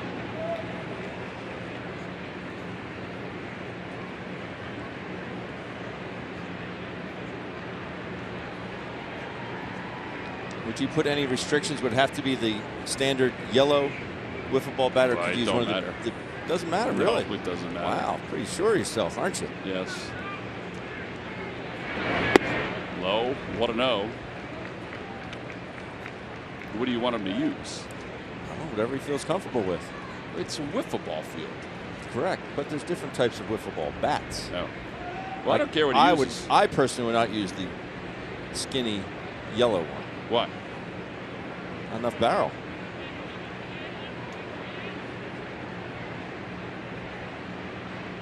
One ball, no strikes. Runner goes. Pitch swung on and missed. Throw to second base on one hop. He is out at second base. Boy, he used that grass to his advantage. I'm not sure what Goodrum's waiting for. Waiting to see if he's going to be out or not. Just all the infielders, middle infielders ask is, give me something to work with. Not the best jump here, but JT gets rid of it so quickly. Just give me something to work with. Don't have it up high where I can't apply a tag. Just gets to his feet so quickly, gains a little bit of ground. Not much of a his arm, really. You see, he gets some Goodrum just by an eyelash. I don't know if any other throw would have been able to get. And even if he reaches in the air, he's able to gain some ground there on the bounce. They are going to take a look at it. Notice that Fielding Culbreth came over toward the dugout. Gabe Kapler felt like last night there wasn't that same communication when he was looking to review something. I don't know how anything could overturn it. Yeah, his hand isn't. You see the bag move now. The tag was already made on the arm.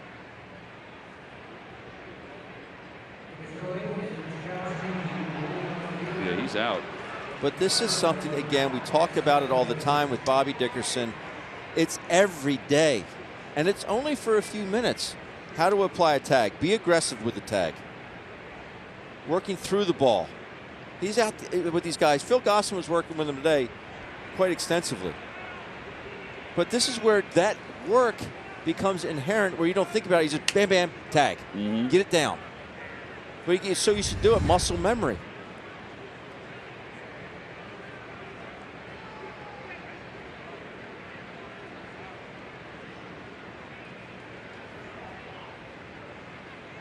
I think it's pretty clear that he's out, right?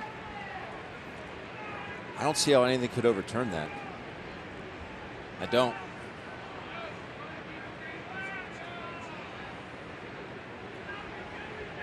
Take a look one more time. Right there, he has it in his glove, and then the tag is made there, and he's not even on the bag yet. See right there, and now watch the bag move there. Yeah. He is out at second base. One out, count, 1 ball, 1 strike to Rodriguez. Call stands, which means they didn't have enough to overturn it.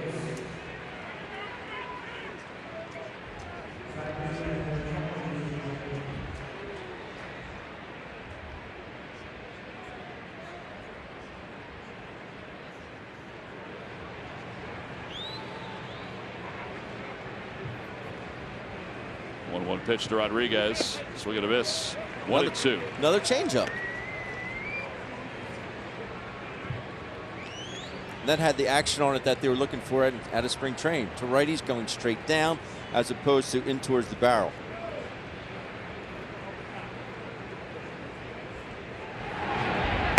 Another one. That one a little low. 2-2.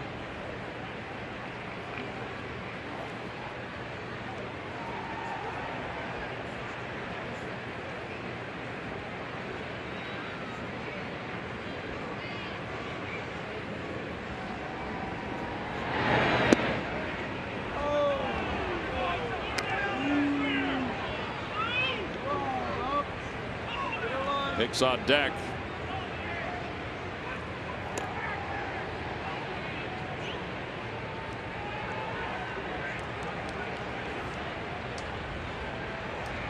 Back-to-back full counts.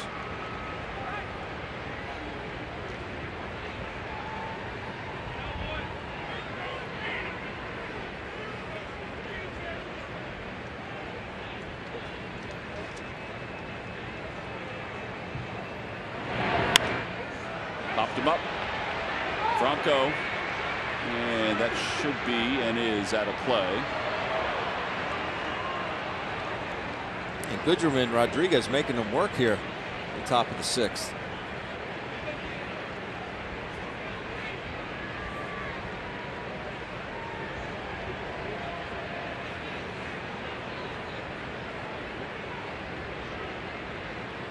Yeah, these first 2 guys in this inning have seen 16 pitches. This will be the 17th.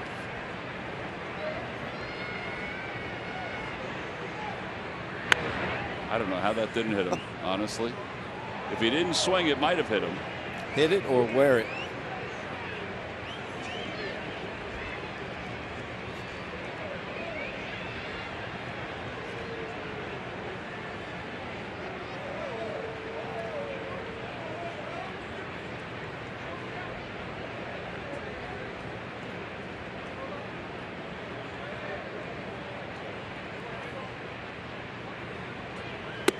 Ball 4. That is the 3rd walk issued by Nola. With 1 out, it'll bring Hicks up. You have to get somebody up, I would think. Hicks is 0 for 2.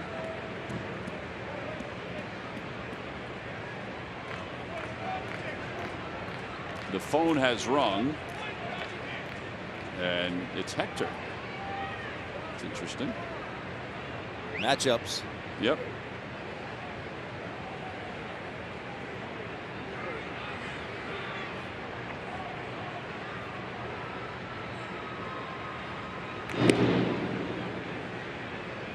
Caught stealing, proving costly for the Tigers right now. They could have 1st and 2nd, nobody out.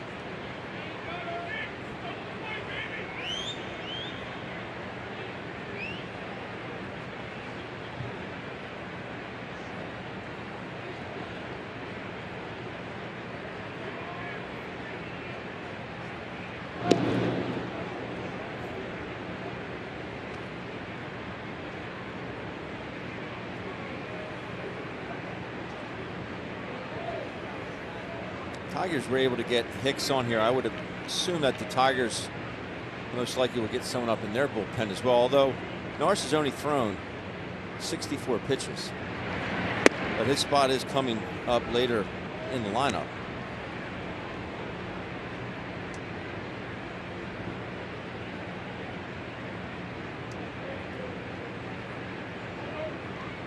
Could solve that problem with an inning-ending double play, though. Yes, sir.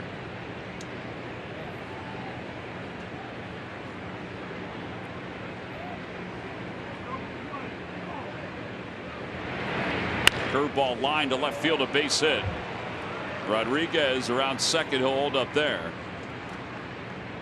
And the throw gets away for a moment, but Hoskins is there. So 2 hits in the inning. And Jordy Mercer is coming up. And here comes Chris Young. That'll give Neris some time to keep on warming up. Hector doesn't need a ton of time.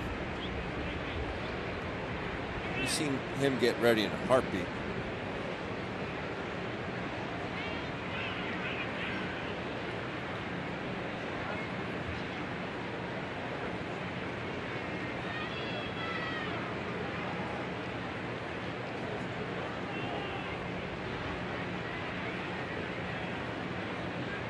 Quite a lengthy discussion here. Yeah. I think everybody looks like they're in agreement, though.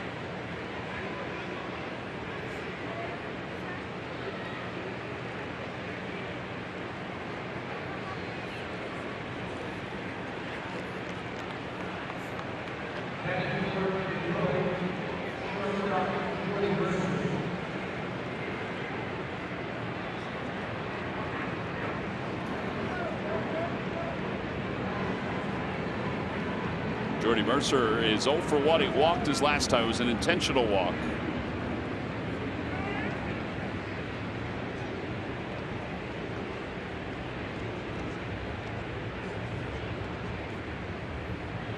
Throws a breaking ball, and it's 0-1.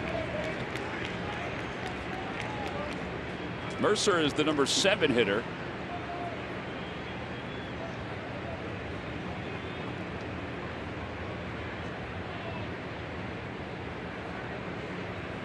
Nola has struck out 5. He's walked 3.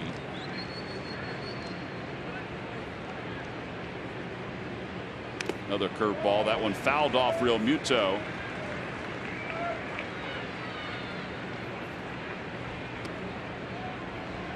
As I suspected, looks like Buck Farmer is getting loose in the Tigers bullpen.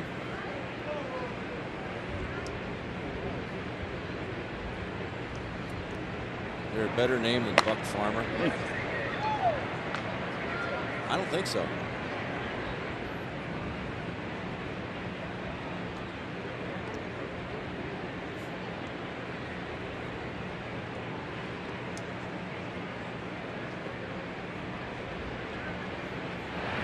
Another curveball and a strike 3 calls. Through 3 straight curveballs. 6 strikeouts for Nola.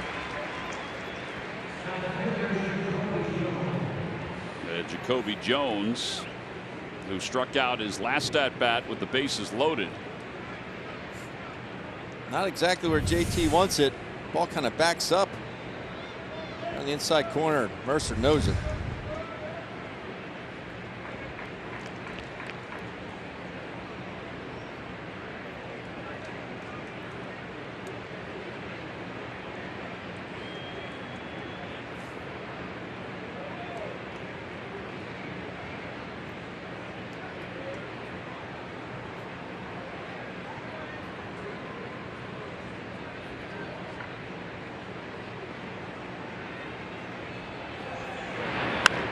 Grounder foul. No balls and 1 strike. Harold Castro is out in the on deck circle to pinch hit for Norris. A pinch hit single last night.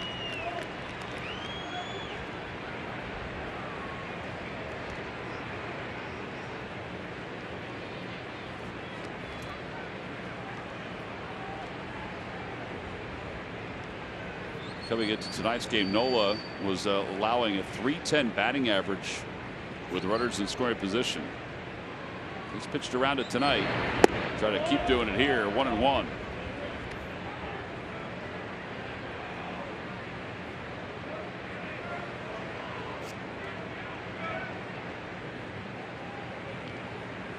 Just remember, my son Ted will be down here Friday night, partner. Nice. Come down for his buddy Trevor Dunn's birthday.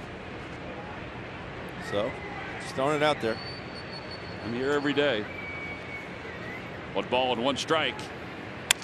Little floater out toward left field. That's going to drop in for a hit, and the game will be tied. Hey. Broke his bat. First hit of the night with a runner in scoring position, and it's a 1-1 game. And here comes Gabe Kapler, so that will be it for Nola.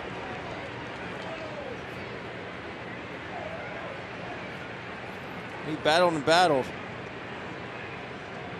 I think the first 2 at-bats of this inning really wore Aaron Nola out. We talked about all the pitches that Goodrum and Rodriguez saw, and that's going to be it for Aaron Nola. 102 pitches for Aaron tonight.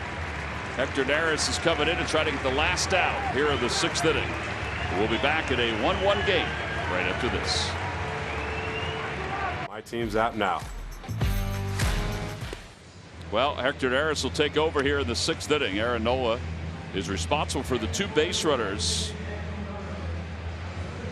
It's a 1-1 game here in the top of the 6th inning.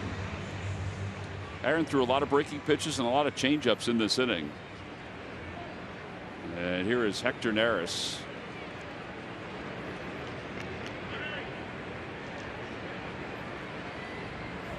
You know, Hector hasn't said anything about the balls being different. I mean, he's the guy that relies on, you know, his splitter. It's got to be the right.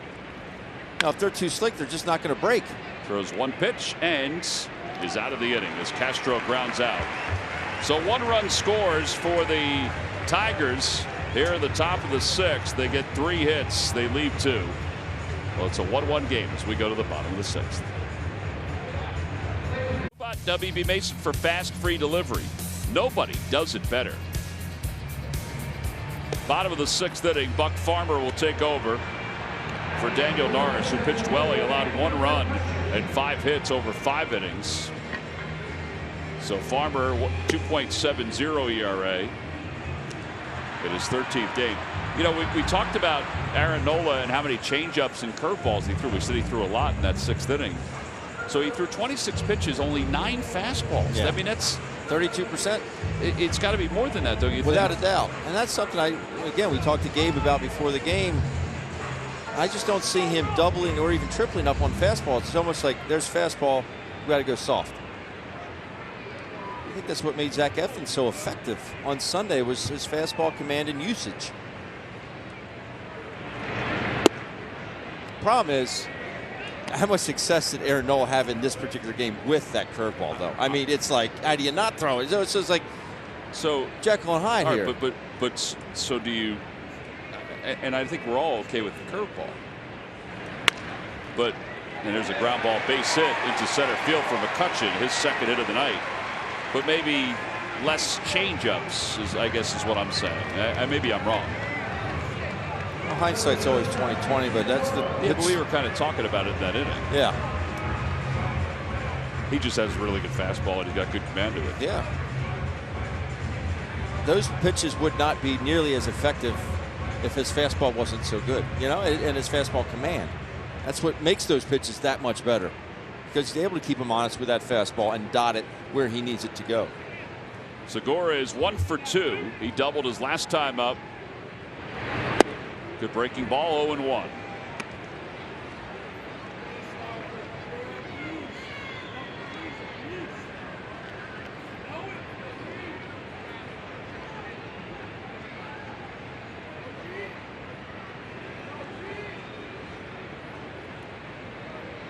The ball's in 1 strike. Ground ball to 3rd. Might be another double play. There it is. 5-4-3 double play. 2 outs. Bryce Harper's coming up. Let's check in with Greg Murphy. Murph. All right, thanks, Tom. Time for our Coors Banquet Timeless Moment. Back to May 1st, 2010, when Roy Halladay threw his 2nd shutout in 3 starts, and the Phillies stopped the Mets' 8-game winning streak that night with a 10-0 win. Mike Pelfrey also lost his scoreless inning streak in that game at 27. Lost his first game of that season back on May 1st, 2010. Man, boy, what a great run it was for him.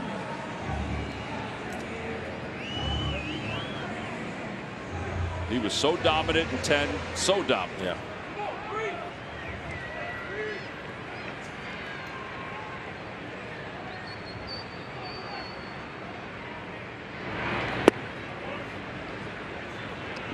Harper takes ball 1. Bryce tonight is 0 for 2. He's grounded out and he's flied to center field. If Doc was in the prime of his career right now,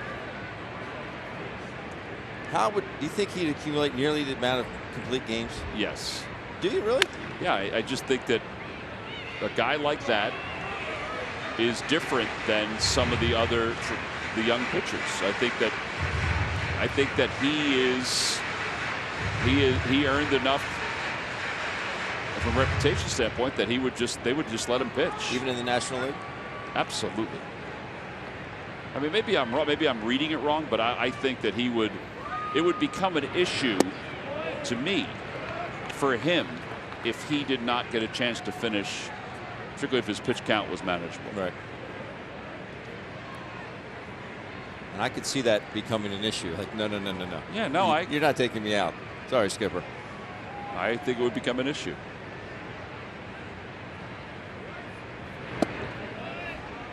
Because he was built to throw 130 pitches or 120 pitches in a game. Throughout his minor league career, his big league career. And let's face it, and not a knock against his teammates, his former teammates, especially those guys in the bullpen, but a Roy Halladay at 80% is still better than most relievers at 100%. 3-2 to Harper.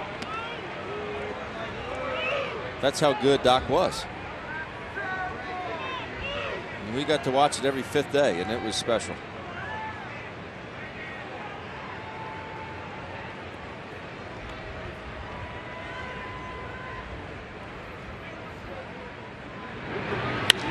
That one's out toward left center field. Jacoby Jones will run it down.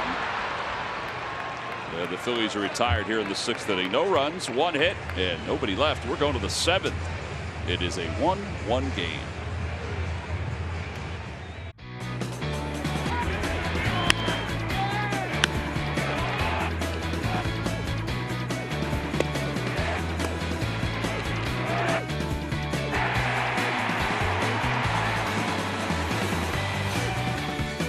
Time now for your Delaware Valley Honda dealers game summary. Phillies scored their run in the second inning on a base hit by Cesar, and then the Tigers hitless with runners in scoring position until the top of the sixth inning, where they got a base hit, a little flare by Jacoby Jones. Aaron Nola 5 2/3, 7 hits, 6 strikeouts. His ERA dropped from where it was. Hector Neris is done after 1 pitch, and now it's Sir Anthony Dominguez who will pitch the 7th inning. And he'll face Candelario, who swings at the first pitch. Not an oddity. And it's 0-1. Sir Anthony had a nice clean inning last night. Good life on his fastball. When we say life, we mean that late cut. Look at his season numbers. 0-2. Good change up there. Candelario way out in front. The K's are still there. Just the hits are up.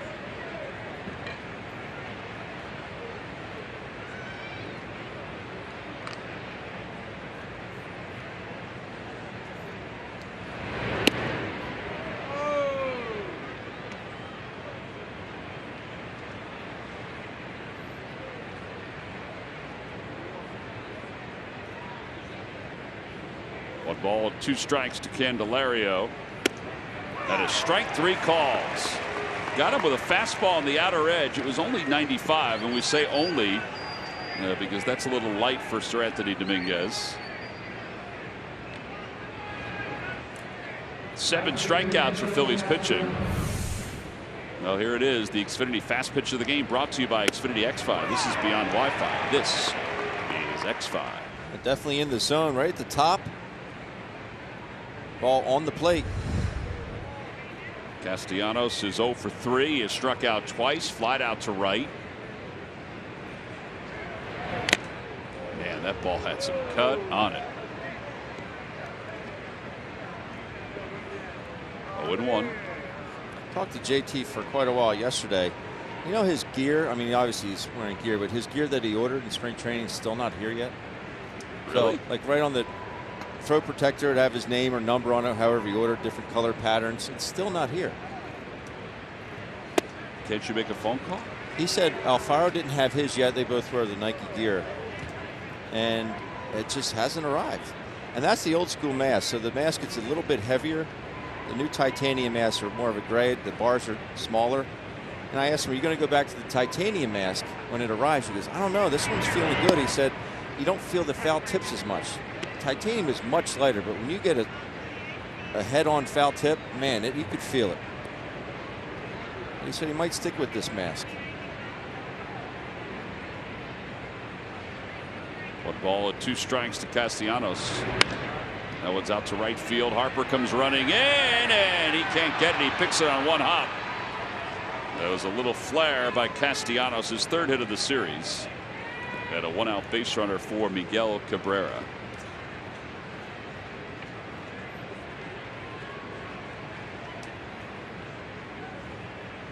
Yeah, Harper playing very deep on this. Nothing he could do. He had a good jump on it.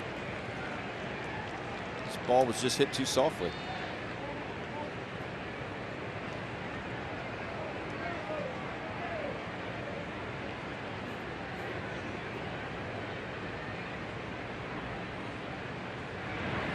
That one gets away from Real Muto. Castellanos speeds up to second.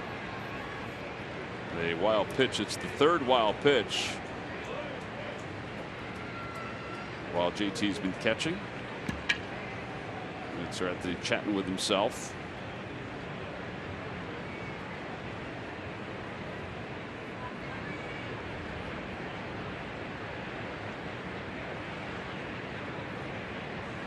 Tigers just 1 for 8 tonight with runners in scoring position. He can make it 1 for 9.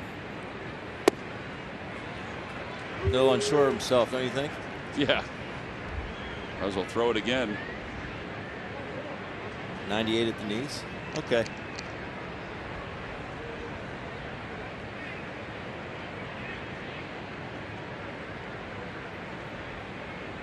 One ball and 1 strike to Cabrera. He throws a breaking ball.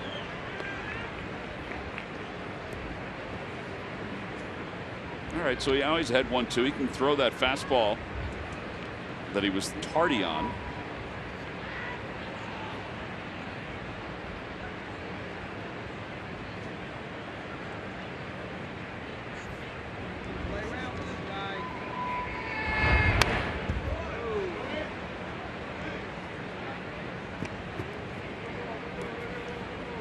Emergency swing there from Miggy. Just does get enough of it.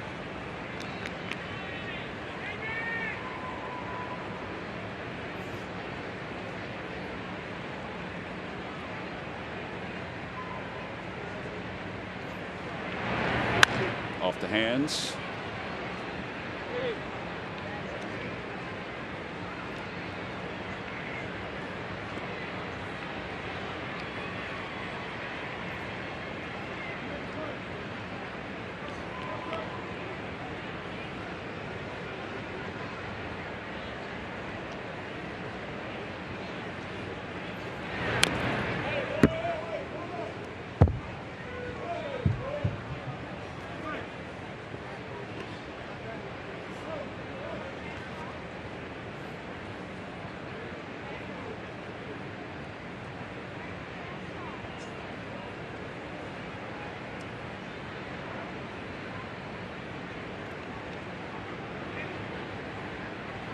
Got him. 98 with a little cut.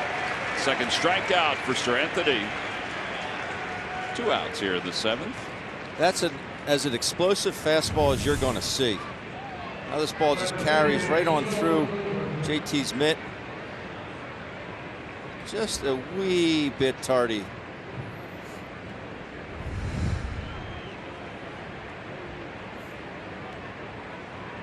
That is something else. Well, Goodrum, who is 1 for 3. Something to be said for familiarity. Interleague numbers for Sir Anthony. The opposition's hitting 122 against him. 5 for 41.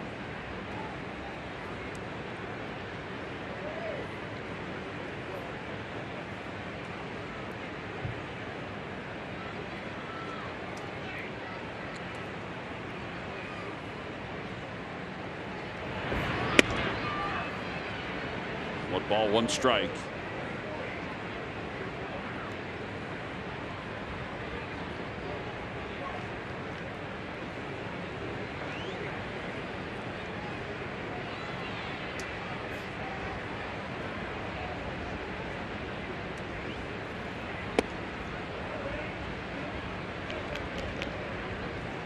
Sir Anthony's kind of falling off towards the left side of the mound. His arm just dragging. That's why he ends up pushing his changeup away. Stay in line with your catcher.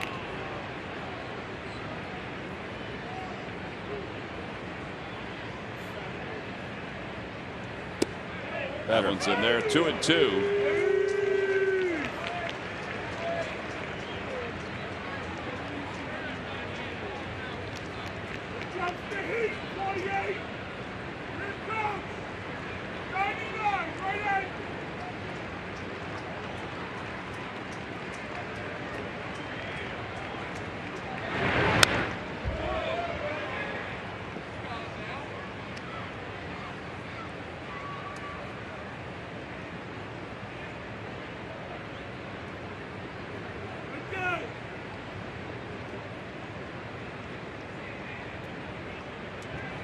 Not a huge fan of back foot breaking balls to lefties, but if you were able to get one back footed where maybe go in the dirt just a hair, he's reading fastball in and just swing over the top of it.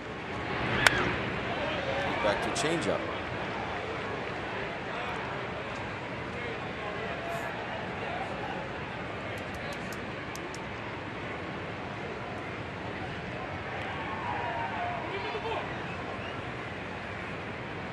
Phillies bullpen on this homestand, a 3.68 earned run average. 14 2/3 innings. Not counting tonight's efforts. And the 2-2. He punches it toward third. Franco charges. He's got no play. And that'll be first and third with 2 outs. And Goodrum has 2 hits tonight.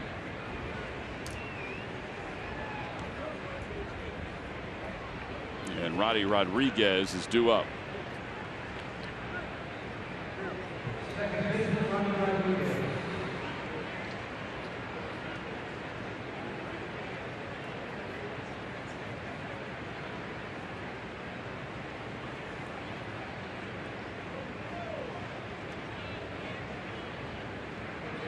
Rodriguez walked his last time. He scored the run for the Tigers. He singled back in the 4th, lined out to Segura in the 2nd. 0-1. He tapped that one foul. He's going to wind up being just 1 inning for Sir Anthony, which it probably was anyway, but he's at 23 pitches.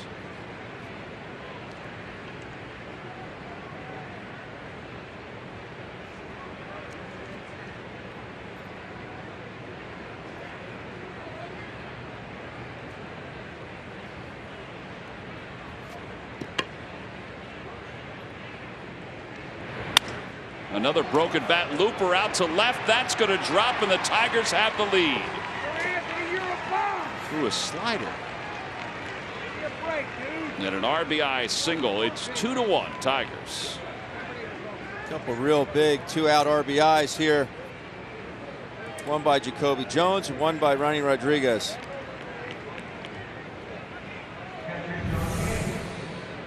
Both broken bats on all speed pitches. Able just to get enough to get over the infielder in front of the outfielder. Castellanos scores easily.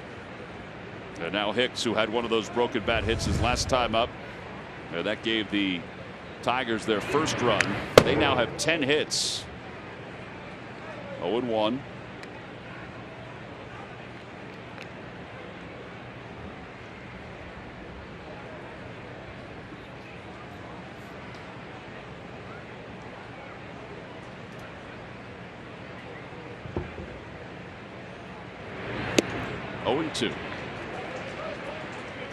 Now that was an unhittable slider. That was in a good spot. The one that Rodriguez hit, I mean, obviously his bat speed was there on it, but it didn't go all the way down. He was able to get the bat on the ball. Had the 0-2 pitch. Over to third. Franco. And throws him out, and the inning is over. A run does score. The Tigers take the lead here in the top of the 7th inning on 3 hits. They leave 2. Time to stretch. It's the Tigers 2 and the Phillies 1. Well, the Phillies hit a home run in the text first base to 40384 40384 and receive a valuable offer from Giant Food Stores, the official grocery store of the Phillies. Rhys Hoskins will lead it off. The Phillies down 1. The Hoskins, Real Buteau, and Rodriguez. You know, the frustration is the Phillies had the lead, and the Tigers, even though they didn't hit the ball hard, have just scored 2 runs. But it all goes back to making those pitches, yes, but only 1 run on 6 hits. That's it.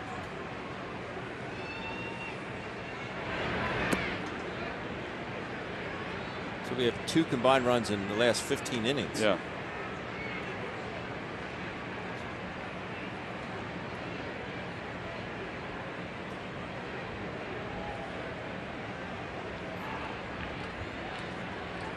One ball, no strikes to Rhys, and he takes a low fastball, 2-0. Fielded really flinched on that one, didn't he? He did, and I thought he punched forward. I thought he changed his strike call.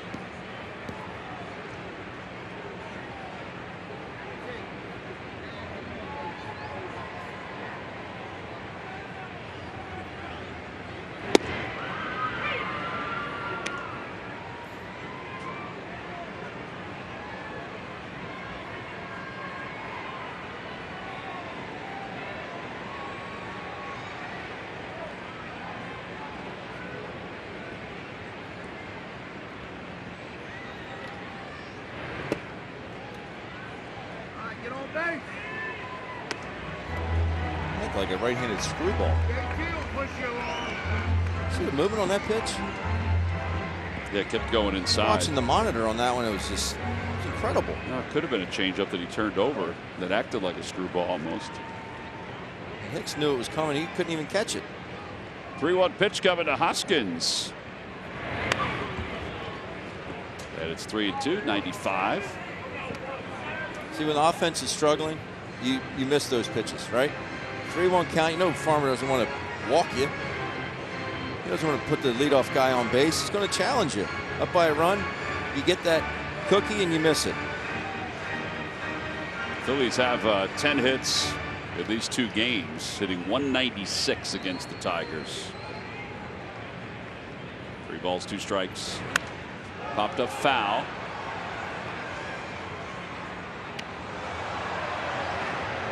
Daniel Stumpf. Alcantara.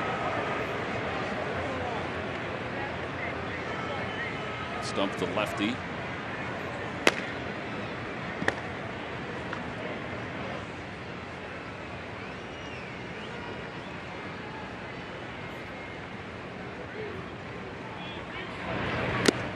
And Hoskins strikes out.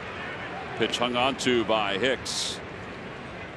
One out here in the 7th, and it brings Real Muto up. Pat Neshek is firing in the pen. Slider just backs up on him. He swings through it. Very frustrating. You have some pitches to hit and you miss them. Real Muto has singled and scored. He scored the only run for the Phils on the base hit by Hernandez.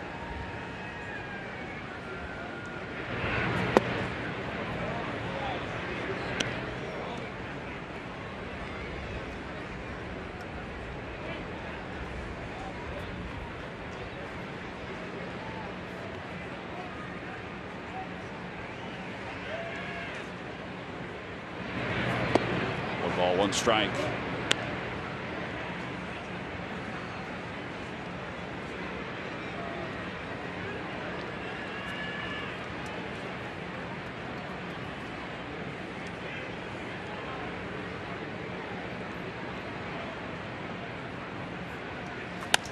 Reaches out and pokes, and that's a fair ball.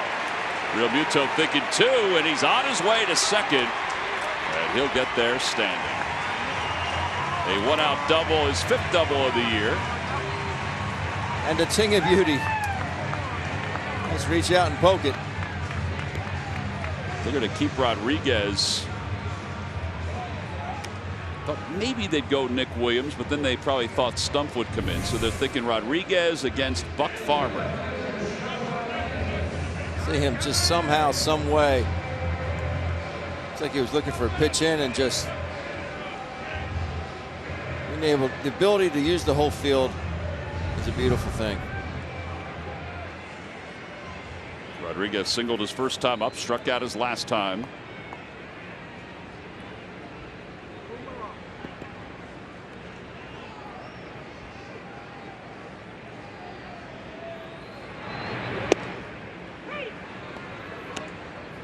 You know the bats have been dormant when your 4, 5, 6 hitters are just coming to their 3rd at bat in the 7th. Right.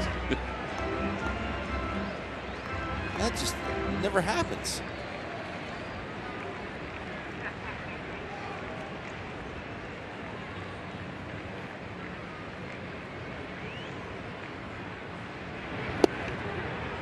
Oh, and 2.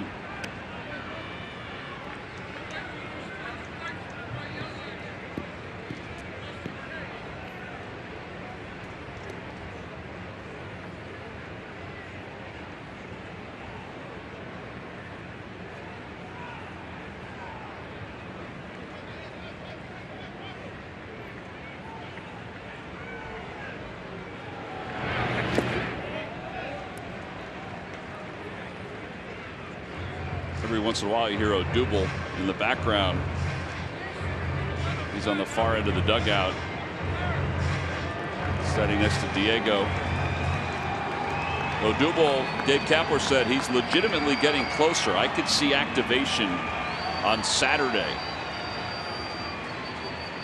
Took BP today, did a little more running today. Oh, man, Rodriguez is nailed by that pitch.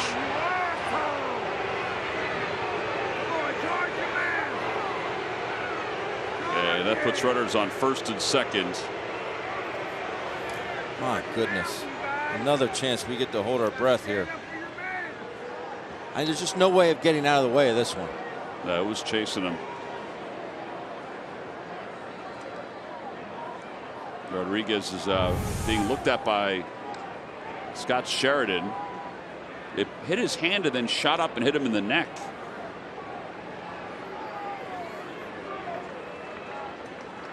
A double whammy.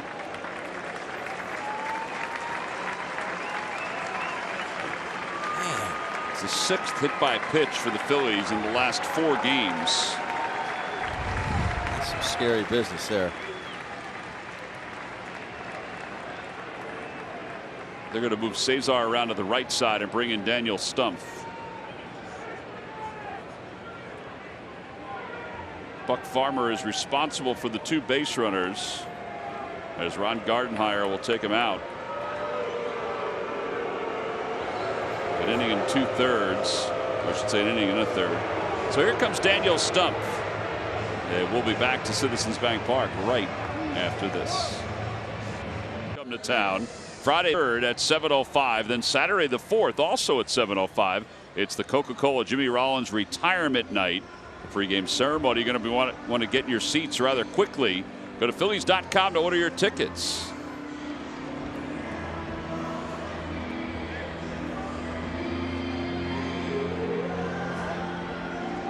Daniel Stumpf. Phillies picked up Stumpf in the Rule 5 drafts in 2016.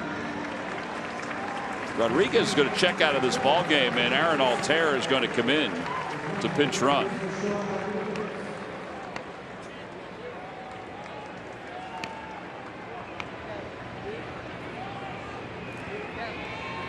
And here's Cesar against Stumpf. Yeah, that's in there 0-1. When the Phillies picked up Stumpf out of the Rule 5 draft, you know, he made the team out of spring training, and then he tested positive for performance enhancement drugs and was suspended. And a line drive, base hit to left field. Real Muto to third. He'll be held there. And the bases are loaded with 1 man down. Second hit of the night for Cesar. Oh, you're going to turn me around. I'm going to hit a bullet to left. Gardenhire is going to come out once again. Bring in Alcantara. Great decision here by Dusty Wathan. You only have 1 out. You got Michael Franco's among your team leaders in RBIs. Goodrum's got a pretty good arm in left field, and the ball was hit really hard. JT does run well, but not that well. You don't want to run yourself out of an inning with 1 out, bottom of the 7th, down 1 with the bases loaded. We'll be back.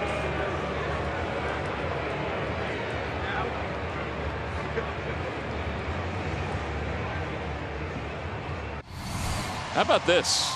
I never noticed this before, but Sean Humpshire, one of our camera operators, and Ron Gardenhire, they could be related. It's amazing. That's amazing. We should get Ron Gardenhire behind Humpy's camera just to see if it fits in. Alcantara in his 16th game, and he will face Michael Franco. Amazing how much they look alike. That is something. That's a great call.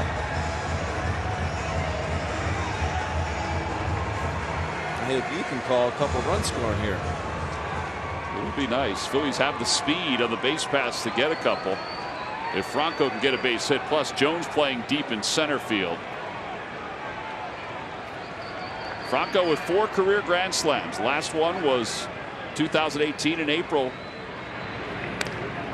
0-1. He is hitless in his last 10 at-bats, so he's due.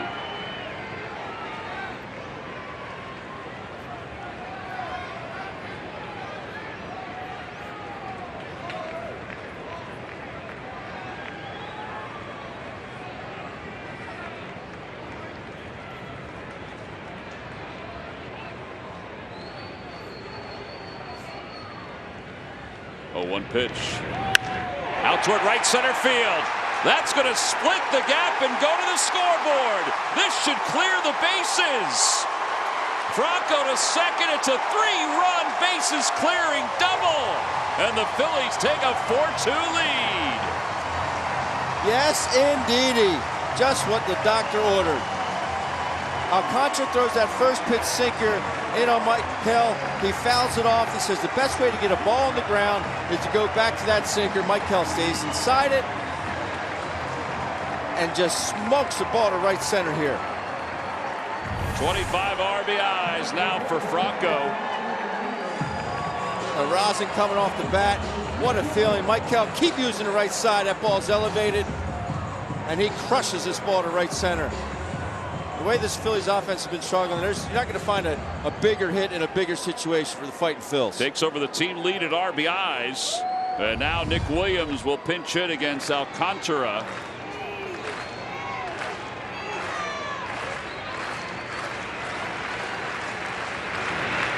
And a change-up 0-1.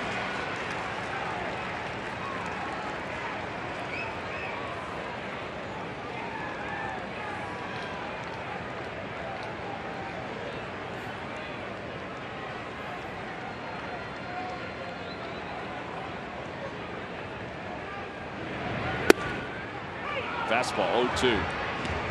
6-mile-an-hour difference between the two. And now Williams, take a breath.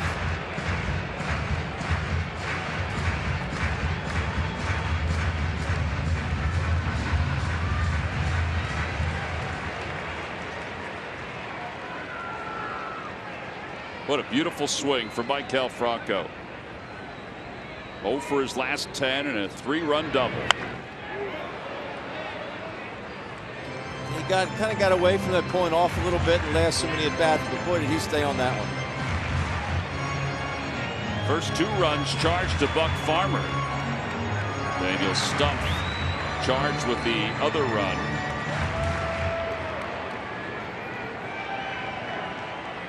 Elevate to celebrate. That's exactly what Michael did with that sinker. And the 0-2 pitch coming to Williams. A foul tip. He is struck out. 2 outs.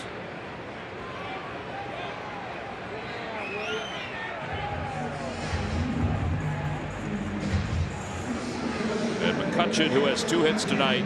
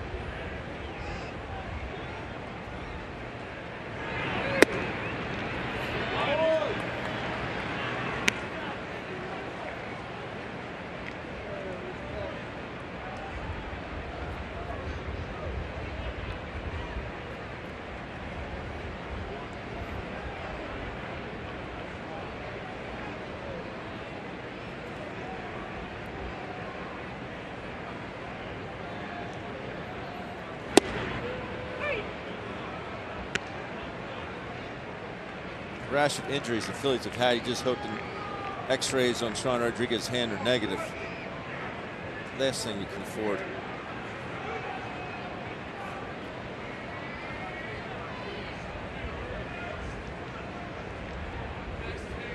One ball and 1 strike to McCutchen.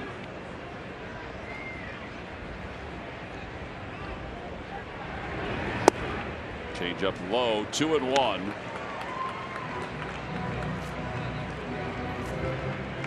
Phillies won 3 of 4 from the Marlins. They lost last night's game to the Tigers. Now trying to split this series.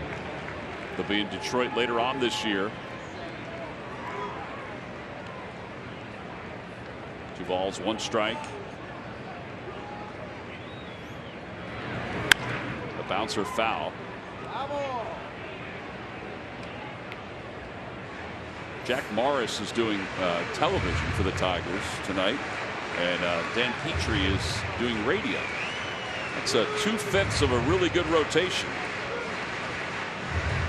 one of their longtime radio broadcasters and former player, Jim Price, is under the weather. We send our best wishes to him.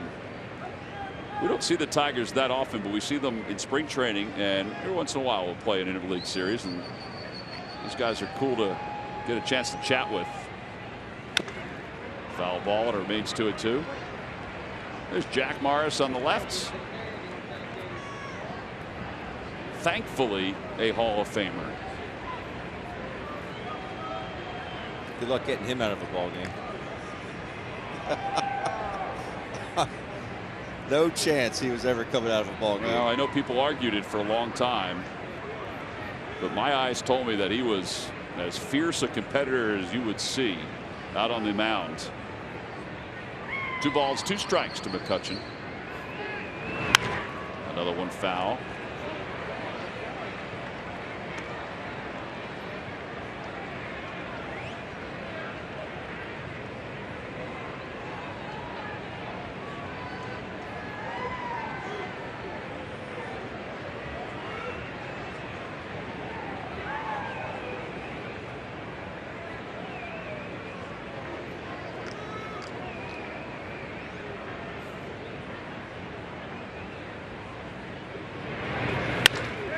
Drive, base hit to center field. Franco will be waved home and will score easily. RBI single for McCutchen. 5-2 Phillies. For Andrew, that's his 3rd hit of the night. Boy, this is so nice to see after the Phillies struggles offensively and breaking out of it in a big way here in the 7th inning.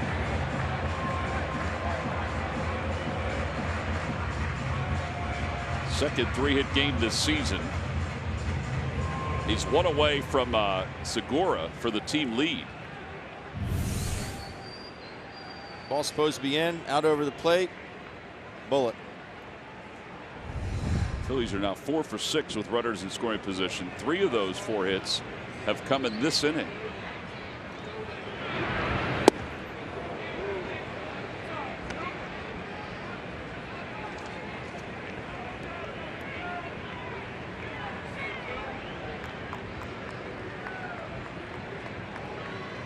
Andrew has raised his batting average 18 points with those 3 hits.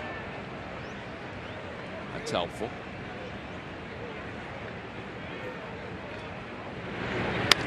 And a loop out to center. That'll be a hit. All of a sudden, the Phillies have found their swing. A couple extra base hits, a few singles, and now they're out hitting the Tigers.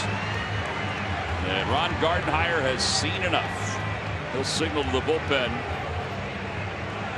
And then a new pitcher will be coming in for the Tigers. Well, the Phillies have now sent 9 men to the plate in this inning. And a pitching change for Detroit. 5-2. Phillies on top. Thank you, Hump, for signaling to the pen.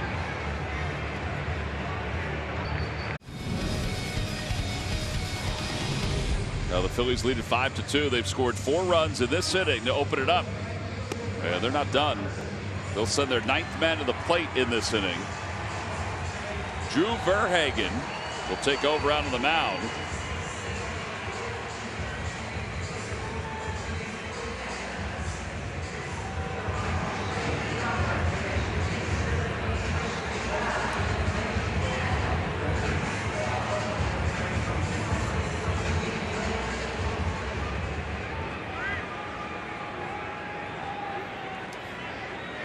He'll face Harper.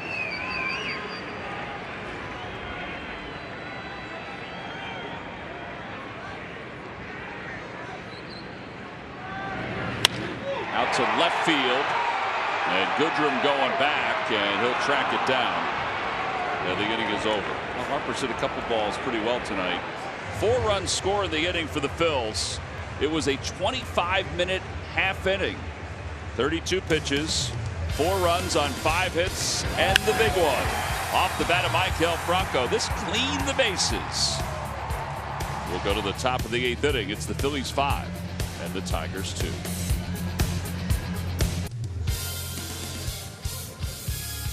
Phillies baseball is brought to you by your local Chevrolet dealers. and by Jefferson Health. Call 800-JEFF now or visit jeffersonhealth.org. Pat Neshek will take over as we start the top of the 8th inning. And Jordy Mercer takes inside. Neshek a 2.45 ERA. Altair stays in the game in center field. McCutchen moves from center to left. 1 ball, 1 strike.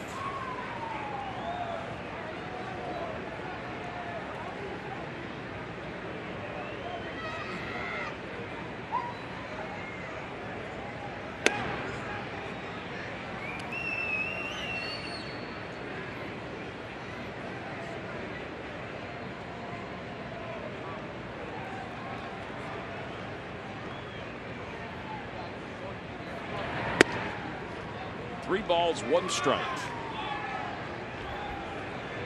Hector Neris went a third of an inning, did not allow a run. Sir Anthony Dominguez pitched 1 inning. He pitched the 7th and allowed a run on 3 hits.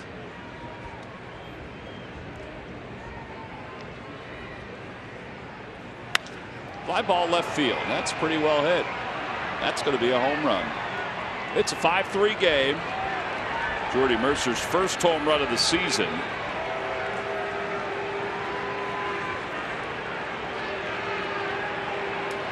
Ball elevated.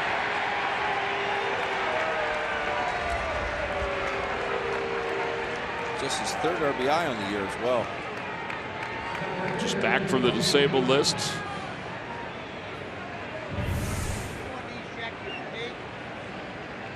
Just cuts right back into his barrel. Nice short swing here for Mercer.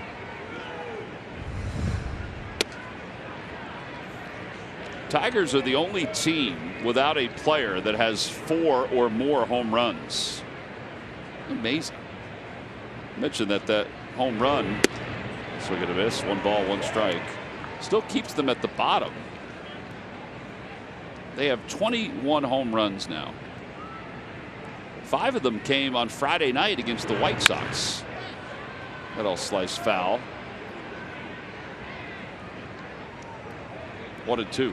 Miguel Cabrera hit his first one, I believe.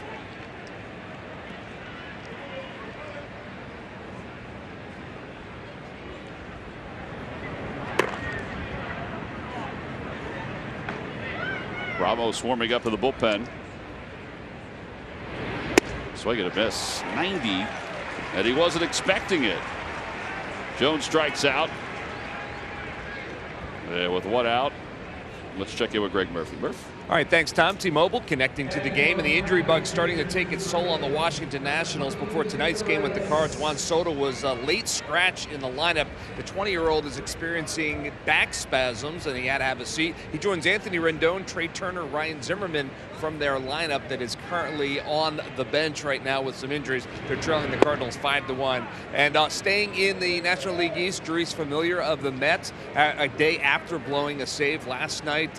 He is also headed to the injury list. He is complaining of shoulder soreness, so they decided to give him a cortisone shot, and he's off to the injured list for the New York Mets. So the injury bug continuing for them as well. They also are trailing tonight. They're trailing 1-0 to Cincinnati, guys. Yeah, that was a pitcher's duel that was going on tonight. Jacob deGrom, who was throwing no-hit baseball for a good part of that ball game. Well, as we mentioned, and Murph did that story the other day about the Phillies injuries. I mean, every team goes through them. It is interesting to see how many Nationals are on the shelf as they prepare to come into town.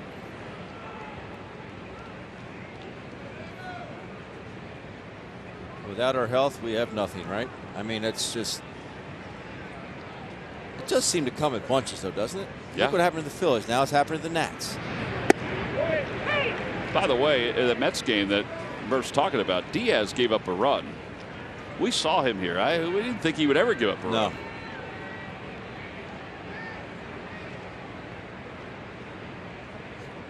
DeGrom tonight, 7 innings, 3 hits, 6 strikeouts. Candelario takes outside. The run that the Reds scored was a home run by Iglesias.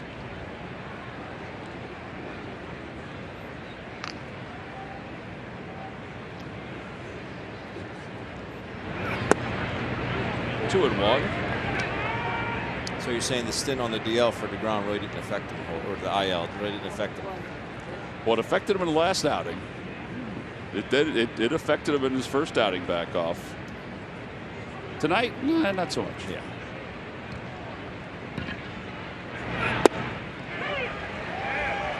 Phillies lead the division by a game over the Braves. The Braves are winning against the Padres right now.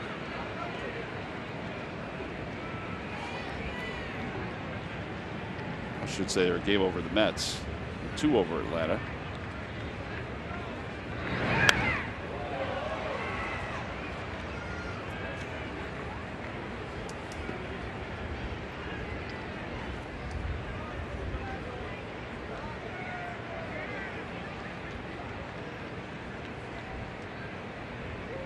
So they'd love for the Reds to hang on to that 1-0 victory, and they did.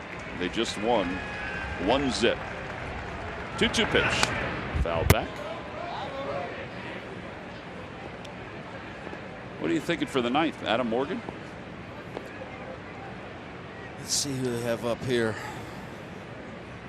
Well, it depends on obviously how this inning goes.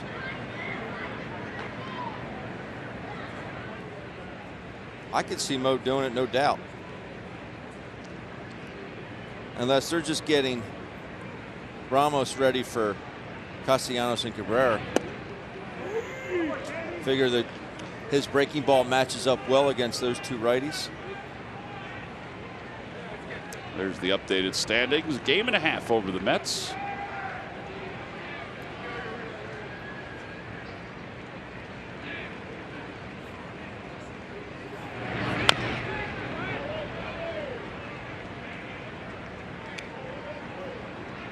Or you think this is Neshek's inning entirely?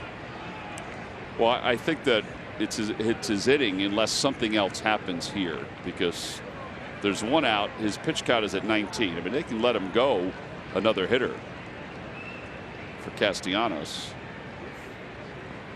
This will be the 9th pitch of this at bat. Got it. 2 outs and a runner at first. Gabe is hanging in the dugout. Let's see why he's going to pay a little visit here. This is 89, right on by Candelario. I think this is just more so just give him a breather.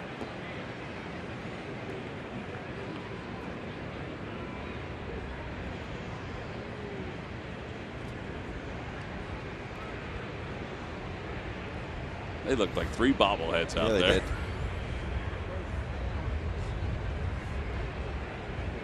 All right, so Castellanos is 1 for 4, a couple strikeouts, and a single in his last at bat. 5 runs on 11 hits for the Phils, 3 runs on 12 hits for the Tigers.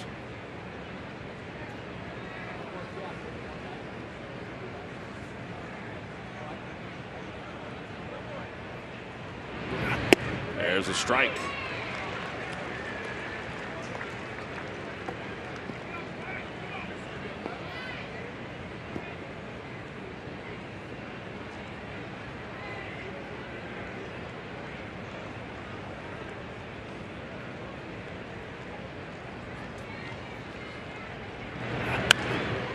Out of play.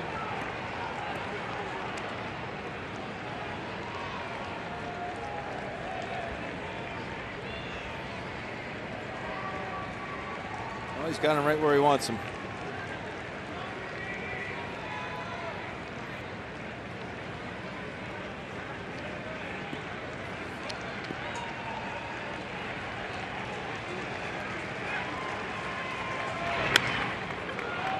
Out toward right field. Harper comes in, makes the catch, and the inning is over.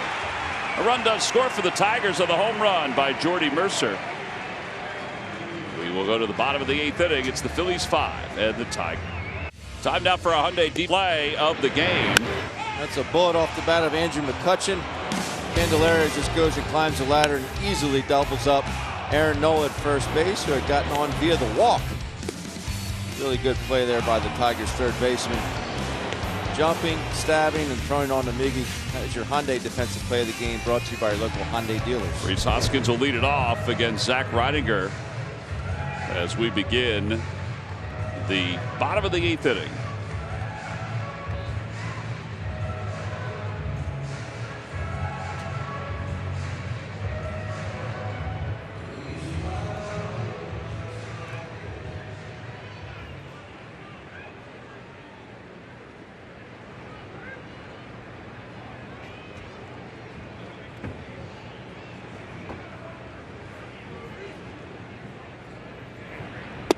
Reese takes a strike. It's 0-1.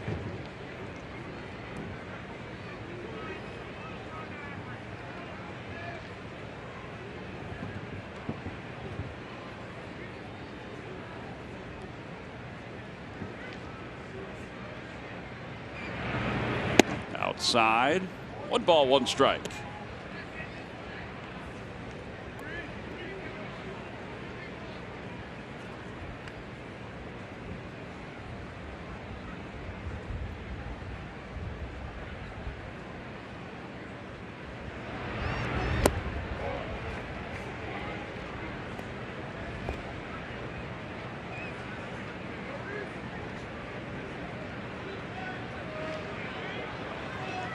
A little misty tonight. Yes, sir.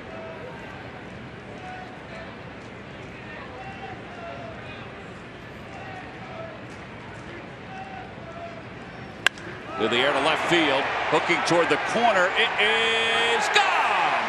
A line drive home run for Hoskins. 9th of the year. It's a 6-3 ball game. Get a couple runs on the board. Everybody can take a deep breath. Just let your natural ability take over. We talked about Reese last night being one of the best right-handed low ball hitters that I've ever seen. We usually give that title to lefties, but it can go down and get them with the best of them.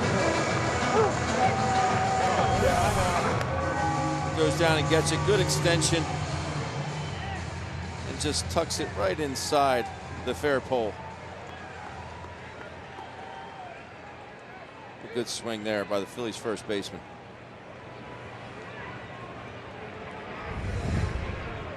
And now Real Muto. And Real Muto hits it foul down the left field line, out of play.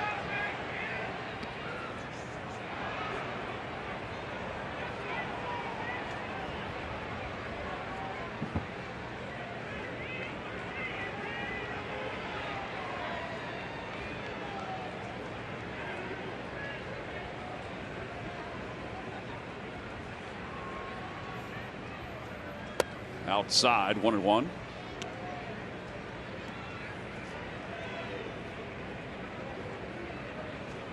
.4 on the exit velocity.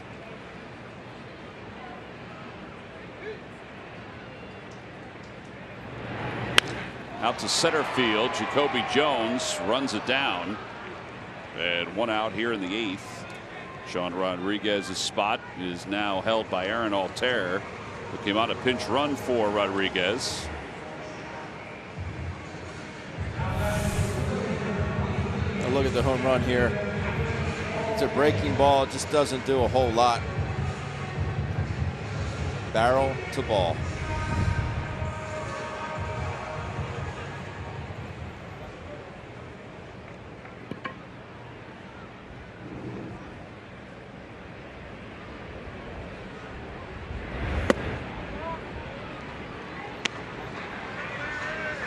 Phillies advanced scout Mike Calitri today threw for 35 straight minutes today to Aaron Altair, Odubel Herrera, and Andrew Knapp.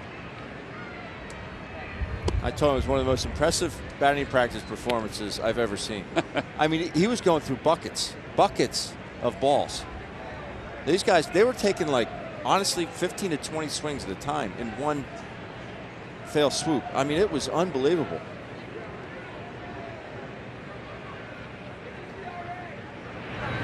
Swing and a miss, 2-1.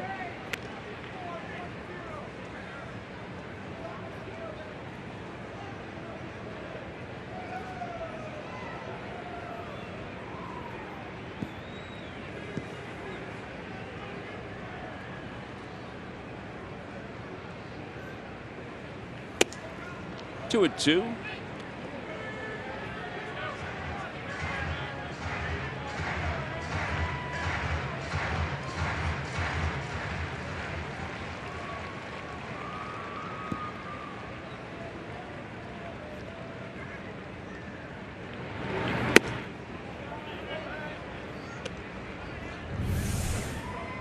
There's Mike Calitri.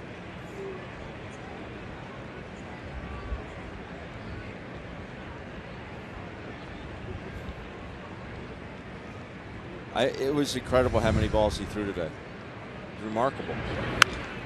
Altair fouls it off to the right side. Your wing's going to be barking tomorrow. He goes, I'll be fine.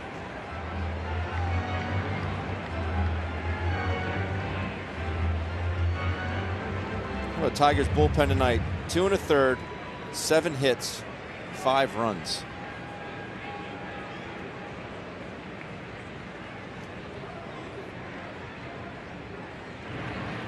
Ground ball to third. Candelario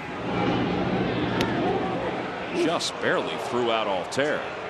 I think the Phils will take a look at this. Aaron's not saying anything. He went across the bag with his arms stretched out. But it looks like he is out. So 5-3 on the put out for the second out here in the 8th inning. Just in that mitt. Yep.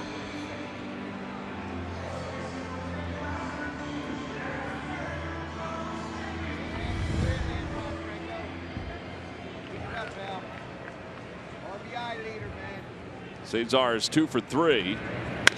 Got a bouncer back toward the middle. And that's his 3rd hit of the night. And it brings up Maikel Franco.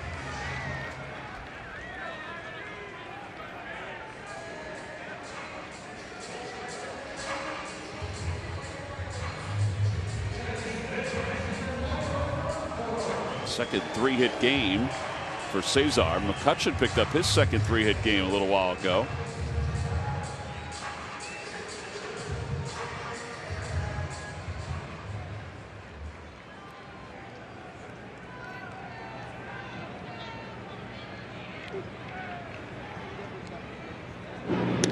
Yeah, 13 hits on the board tonight, but no hit was bigger than this one here in the 7th. An elevated sinker off Alcantara.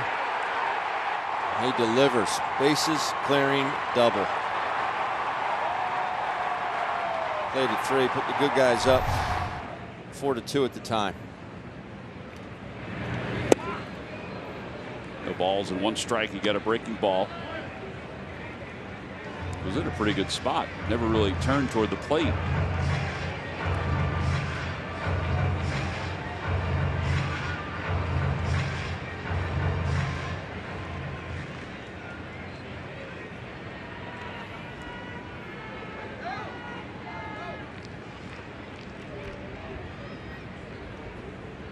Runner goes, then stops the pitches. Punch through the right side, a base hit. Second hit of the night for Franco. Phillies now have 14 hits in this ballgame.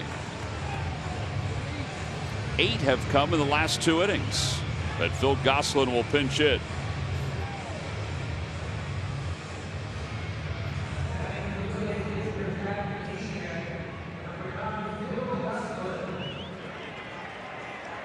Shift killer right there, and Maikel. Take that single to right all day.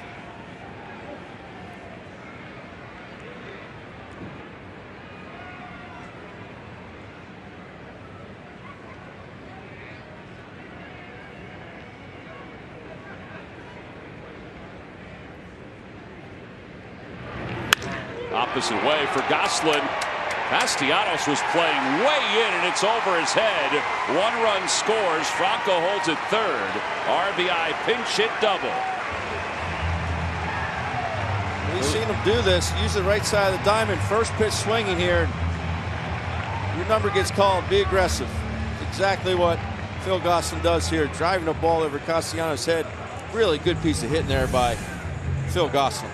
7-3 Phillies on top here in the bottom of the 8th inning.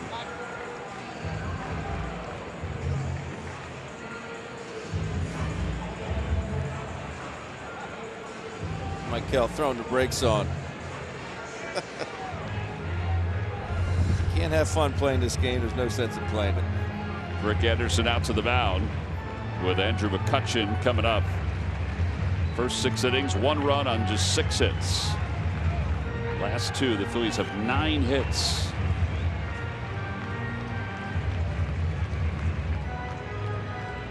And that's what this lineup can do. I mean, they can just put it on in bunches in a hurry. And that's why there was a little reason for concern, but not really.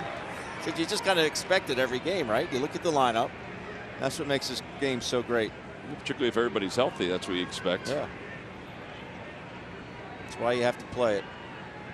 You just never know what you're going to get. McCutchen has 3 hits tonight.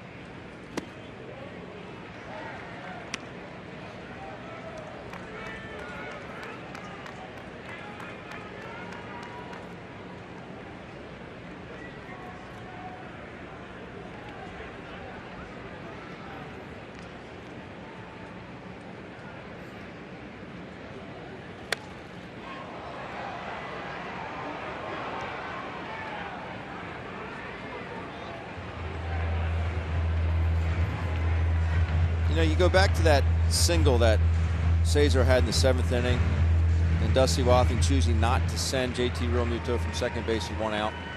And that proved pretty darn good for the Phils. Then Michael comes up with the bases loaded. I know the Phillies are pressing to score some runs, but it was definitely the right decision by Dusty. Just hold up JT, let your guy that's now the league leader in RBIs on the ball club do his work, and that's exactly what he did. Yeah, Franco's 25 RBIs. He and Hoskins each with 25. So he had the lead for an inning on the team until Hoskins' home run. Grounder foul. It remains 1-2.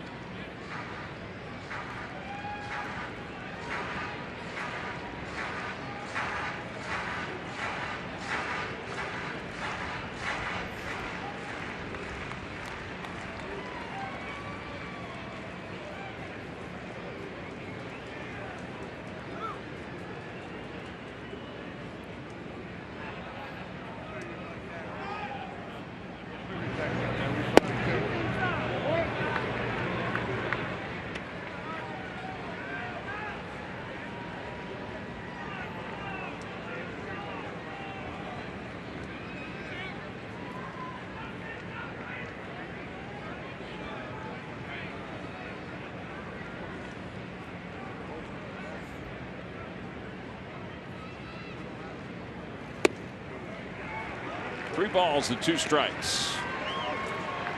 Seeing that right out of the hand, not even budging on those breaking balls down in the zone.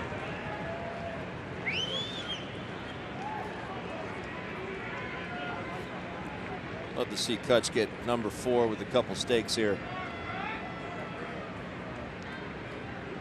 Second and third with 2 outs.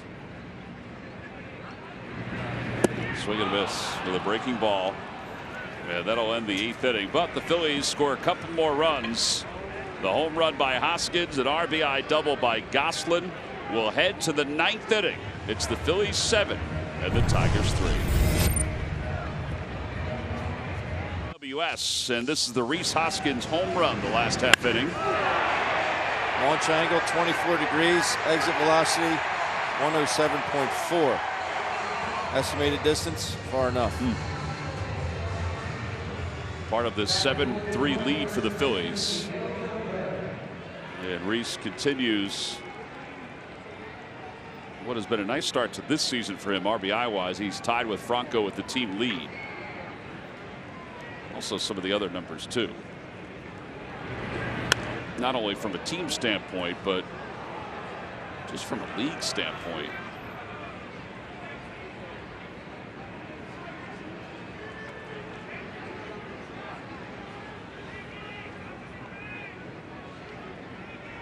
Hoskins will climb the ladder in the National League with his RBI total. His 25 is 5th in the National League. He and Maikel Franco. Fly ball center field, and Altair will make the catch. 1 out. Ramos gets the first out here in the 9th. Every time a Phillies pitcher records a pitch of 95 miles per hour or more, Comcast will make a contribution to Phillies charities. Phillies baseball is brought to you by Xfinity, the fastest internet in Philadelphia.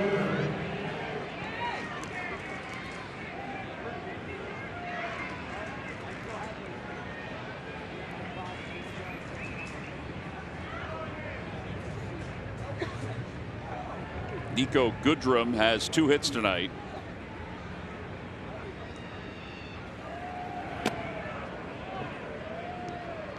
I do believe Ramos crossed up Real Muto.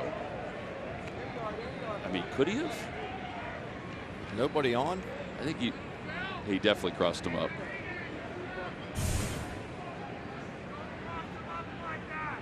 Whoa. Was he thinking breaking ball? Yeah, maybe he didn't see. I mean, you can see the shadows there, and JT's crossed. Maybe he just didn't see it. Fly ball right field, not deep. Harper's in. 2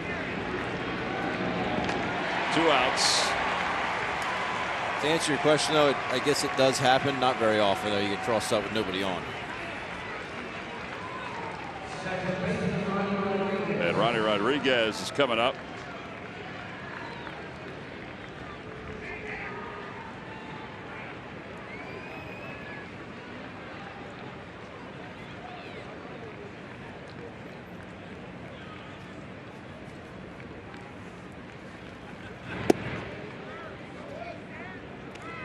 See our box score rolling through. Nice night for Cesar Hernandez. 3 singles and RBI. Franco, the double, 3 RBIs.